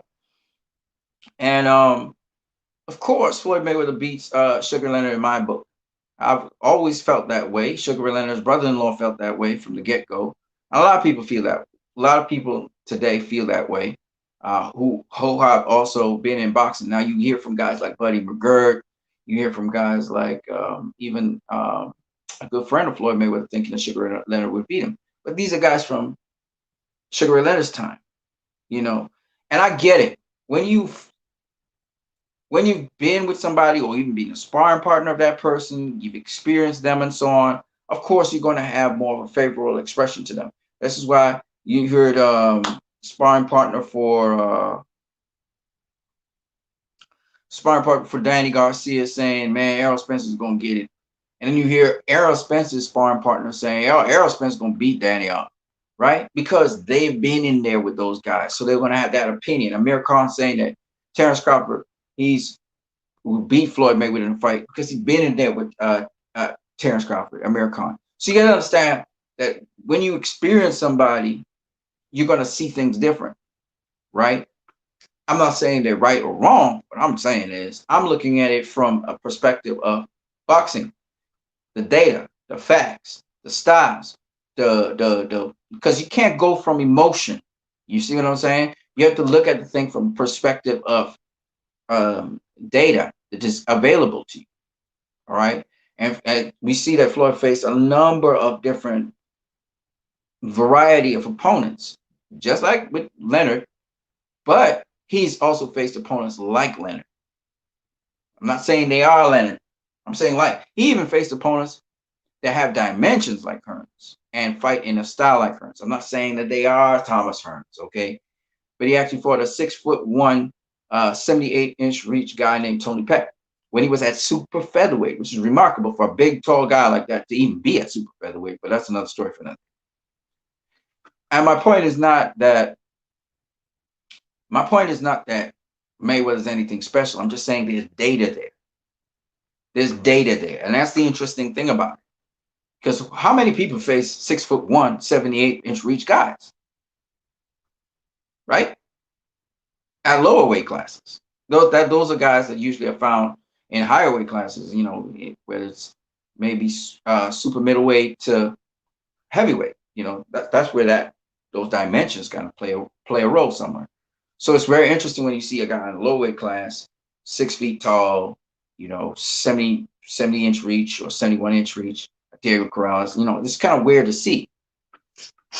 Oscar De La Hoya was a special guy too, like that.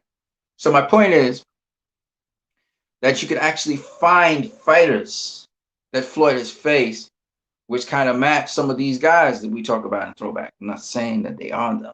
Come on, obviously not. But the point is we have a reference point to compare. And so because you have to think of things scientifically, you can't think of them in terms of emotion. You know, a lot of people get emotional, and that's the problem with it. One guy, he told me Sugar Ray Leonard would, you know, knock out Floyd Mayweather. I'm like, but how? Like, how are you going to do that? The guy, I'm trying to understand how you're going to get to that point. What does he do that makes it possible for him to knock out a Floyd Mayweather? How are you going to do that? Give me an idea. You know, I can give you ideas of how Floyd could beat him, but can you give me an idea of how he's going to beat Floyd? And the only thing they could come up with is a lucky fucking punch. Power. Oh, Sugar Ray Leonard, he got more power. What's Floyd going to do when Sugar Ray Leonard hits him? Nothing. He's just to suck it up and just keep on going. What else do you expect him to do? You know, it's not like he's not been hit by power like that before. You know, so a lot of people talk from a perspective of puncher's chance. That's where they come from. They don't really have any other base facts or any accumulation of information. So this is why I wanted to go into this topic, because it's a very interesting topic and different people have different takes on it. But, you know, another guy, he says, well, Sugar Leonard's too big, too strong, too fast. That's what the guy tells me. And I'm like, he's too big, but yet Canelo's bigger than him. He's too strong, and yet Miguel Cotto is strong like he is. In fact, Miguel Cotto comes in the ring 160 something plus. Okay, so he's bigger than Sugar Leonard as well. Okay, too fast. Now you may have a point, except that Oscar De La Hoya is everything that Sugar Ray Leonard is. He's everything that Sugar Ray Leonard is. He's big. He's fast. He's strong. He's fought all the way up to middleweight. So what were we really saying? What were we really saying? Right? Because this guy has fought guys faster than him. He's fought guys faster than him. Sugar Leonard generally had the speed advantage of most of his opponents, as did Muhammad Ali. Right? But Floyd has actually fought guys that are actually faster than him, quicker than him, sharper than him, more powerful than him. So he used timing. Timing beats speed. Right? So, like I said before, in my opinion, looking at the data, the facts, when I look at the number of top tier guys that Floyd was able to deal with, when I look at it's just his nature. His nature from plus minus ratio showed me that he's very accurate. He is the third most accurate puncher in the history of boxing. The first guy is Joe Louis. The second guy is Lennox Lewis. And the third guy is Floyd Mayweather. He's the third most accurate puncher in boxing ever. You can't ignore those kinds of facts. Okay? So offensively speaking, out of 2 punches, he's going to land 1. If he throws 2 punches, he lands 1. Close to 50%. And add to that, not only is he most accurate, but add to that that his opponents are never as accurate in any way, shape, or form as he is. He has a chance, 30% chance of landing on you more than you would land on him. That's a lot. That's a lot. Nobody in the history of boxing except for Joe Louis comes close to that. And now Lomachenko. Right? And so by and large, and he's shown he's had a hell of a chin. Okay, he's got a hell of a chin. Okay, whereas Sugar Leonard got dropped by Thomas Hearns, he got dropped by Donnie Lalonde, he got dropped by a guy named Kevin Howard, right? And several other times, I think a couple other times. Terry Norris was another guy that dropped him multiple times, and then Hector Camacho dropped him, right? That was in the latter part of his career, but nonetheless, in the latter part of Floyd's career, that wasn't even happening, right? The point is, he's been dropped many times. Mayweather has never been dropped officially. Unofficially, Zab Judah dropped him. That's it. The other time, he didn't drop. He hurt his hand. He broke his hand he broke his next hand, because one hand was already broken. He broke his second hand against Carlos Hernandez's head. And Carlos Hernandez had a big old lump in the center of his head here. That's what Floyd did that to his head. He punched him so hard, he made a you call it edema. It was swollen in front of it. And he punched him again so hard with his, I think it was his right hand or his left hand, he broke his hand on his head. Okay. So, and he went down in pain because he broke his hand. That was the other knockdown. Okay. That's it. He's never been knocked down officially by a punch, and you can't count the Zab Judah. That's it. That's a chin. That's a freaking chin. Okay, he has a chin. He has a beard. So it's not like he's going to just you're not going to just knock this dude down. But all you have to do is look at him. He's sturdy. He's tough. He's tough and sturdy looking. Right? And he's surprisingly strong for his size. So when I listen to people talk about, puncher's chance, come on, man, that's never going to happen. It's never going to happen. Maybe you could dwarf him with activity. You could outwork him. Maybe that's the only way you can win. Marcus Maidana tried. He still didn't win. Because every time you get more active and you throw more punches, depending on how you use your defense, how you use your offense. But with Sugar Ray Leonard, unfortunately for him, we know from his history that he doesn't keep his defense as tight as he should have it. Same thing with Sugar Ray Robinson. And I say, if Floyd could get a jabbing on Sugar Ray Leonard or Sugar Ray Robinson, the fight's over, because what it means is he can hit them. They're not gonna have an easy time hitting him. Okay, they're not. And lots of people say, oh, they will walk through his punches. They're not walking through shit. He hits hard enough that it'll get their attention, right? Even with his poor hands in the Andre Berto fight, where he was blitzing him and then he hurt his hand again, the usual typical Floyd thing. Even then, Berto couldn't walk through his punches, right? So he hits hard enough that you have to think twice about walking through. And then his timing and his rhythm is such that he's going to make you think twice. So there will be no set of flurries. There will be no set of Sugar Ray Leonard will not be throwing all those shoe shines and all that flurry. He's not going to be doing that in a fight like that. If we're being honest, especially against Money Mayweather, because he's going to pick his shots on him, right?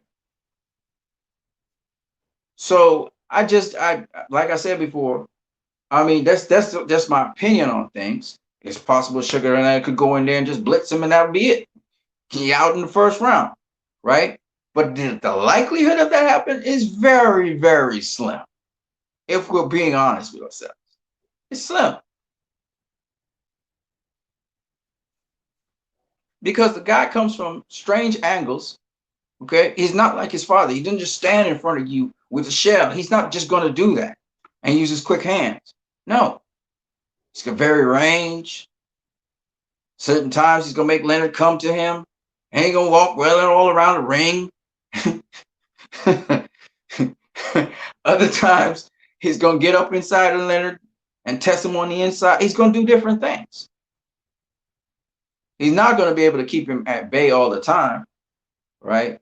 But he has different strategies and different things he does to close the gap, and especially to restrict Leonard to throwing the jab only to throw the jab in certain times. Because the whole point behind it, for those of you who don't know, the key to boxing is lead hand. Is the lead hand. The lead hand's everything in boxing. Whether your lead hand is the lead right or whether the lead hand is the jab, it's your lead hand that makes boxing what it is. The lead hand does everything. That's why Roy Jones Jr., he understood, and this is what a lot of people don't talk about. But I can't, for all the boxers out there or people out there, I'm gonna expose something in boxing. Okay, lead hand control doesn't need to begin with a jab. So now I'm breaking. I just exposed Floyd Mayweather's little trick and Roy Jones Jr. little trick. Okay, they can control you with the lead hand. Either they use the lead right, untelegraphed right hand, and that replaces the jab, or they use the jab, which is the front hand. Okay, so they use both. They pick on both. They don't go southpaw to do it. They stay orthodox, but they can use the lead hand. They use the lead hand even as a pro to find range. Where it isn't, because it's way in the back. But the way how they do it is how they circle you, so they can get a clearer shot and a clearer angle. And they use defensive and evasive maneuvers to get out of the way of any punch that's incoming. And because they got quick reflexes, they're able to do that. Not everybody can do that. If you're going to do it, you're going to have to use the high guard to do it, so you can catch or trap punches, because you may not have the reflexes to get out the way of the punch. Okay? So I just broke a secret right there. It's called lead hand control. Everything comes off the lead hand. You control your opponents with the lead hand. You can take away their jab with the lead hand. See? You have to control their jab.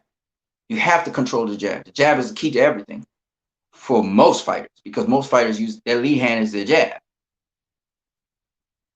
You see?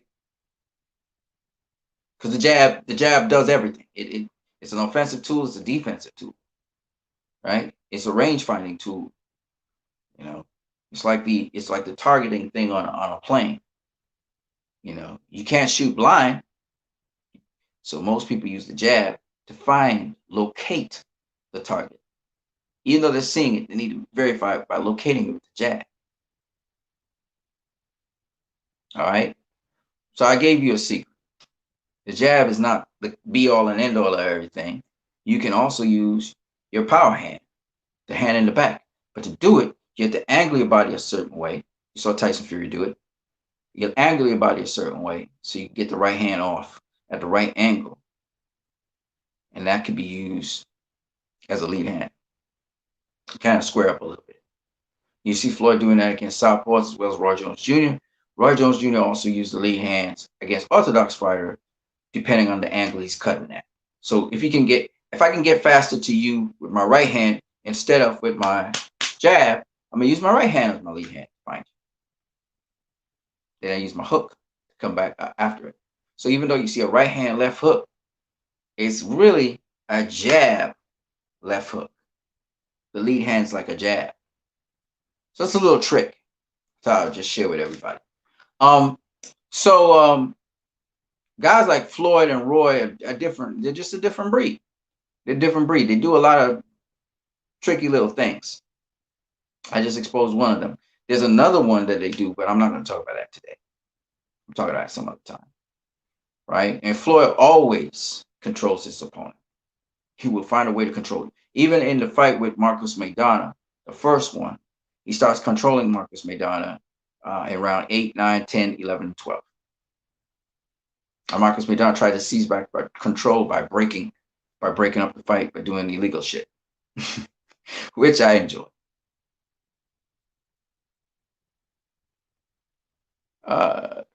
Poopy Strong says, "Do you drink Gatorade?" No, I do not. Poopy Strong says, "Which is your favorite channel, this or the other one of yours?" I like both. They serve different purposes. I spend more time on this one because I like boxing and there's a lot more news about boxing. But I'll go across to the next one in a minute, and we'll talk a little bit about movies. I know it's 10:23. It's pretty late in the night, but I'm still going to try and get it done. Well, people, this is me. I'm what you need. I hope you're doing well, Poopy So Strong. I hope you're healthy. I hope the exercises that you're doing is working out for you. I'm what you need. You were watching my channel. That was Floyd Mayweather versus Sugar Ray Leonard. And I just wanted to use factual information a little bit to talk to you guys a little bit about him and Sugar Ray Leonard, eras. Like Broner Hackett was saying, eras. You got to put things in perspective. I'm not going to take a guy 100 years ago who was using a totally different defense, totally different style of boxing, and bring him all the way forward and say, oh, yeah, he could compete with this guy. No, that's wrong. Guys who best of their era, the best of their era. Don't try to compare them. A lot of things boxing fans do. It's unfair to the guy from his era who is dominant, because as you move through eras, guys get better. They do. They get better. They don't get worse. They get better. Right? Fights get more competitive. They get more technical. They get more strategic. Right? So it's kind of unfair to look at a guy. People like to quote George Foreman, for example. But George Foreman got his ass beat by a lot of guys before he became world champion. And he used his smarts, right? Because his physicality was not to the level of when he was young. And he was a much smarter fighter. And he reinvented himself. He was George in the grill. And you have to understand, smart fighters, they reinvent themselves. And then they use what abilities and skills they have. And they have to use a lot of this to trick fighters into doing things. So I think that's where George Foreman was able to succeed, where others failed. And that's a testimony to him. Would George be able to thrive with these present crop of heavyweights? I don't think so. He did just enough for his time. Boxing has changed since then. And while we haven't had as much engagement, and some of the heavyweights have fallen already, it's still worth understanding that, yeah, okay, so the guys back then, they did a lot more things. And some of the things they did was really great. And some of the memorable fights we had were very memorable. But we got such a different set of heavyweights now. We got Anthony Joshua, incredible. Daniel Dubois coming on the wings. We have Deontay Wilder, still somebody that we have to watch out for. Tyson Fury. We have young and upcoming heavyweights in the division to look at. And so you can't just blanketly say, "Oh yeah, okay, these today's heavyweights are not really worth like those guys in the past." I understand where you guys are coming from. There were some remarkable fights, but the defense of Burt Cooper wasn't that great. Ray Mercer was tough. He was strong. He had decent defense. But how's he going to do against Andy Ruiz? How's he going to do against a, a, a, a big guy like Deontay Wilder, Tyson Fury, 6'9"? How's he going to do against them guys? So I don't know. I don't know. Different people say all kinds of things, but I still don't know if I agree. Some of it makes sense. Some of it makes sense. Some fighters, yeah, they're exceptional. They really are exceptional. Right? They'll beat a couple guys. But every 20 to 40 to every 20 to 30 years, somebody else pops up on the scene just spectacular as well. So I can't say a Muhammad Ali would beat a Tyson Fury. I wouldn't say something stupid like that. Muhammad Ali was great in the 60s, 70s, 60s and 70s. It was great for that period of time. Tyson Fury's in a totally different era. This we talking 2020 something. He's in a totally different era. It's like shit, 60s and 70s is like 50 years ago. Shit, 50 years ago. So you can't compare. It's just different times.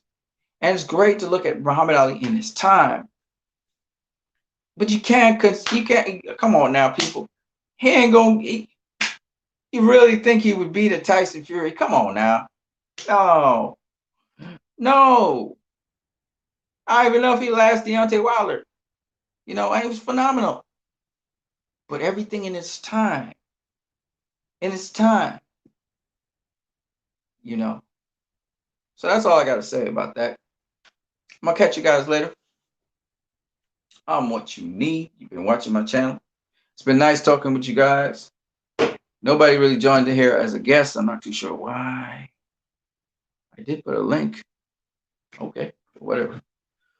But you guys have a good time. Enjoy yourselves. I'm going to catch you guys later. I'm what you need. Peace.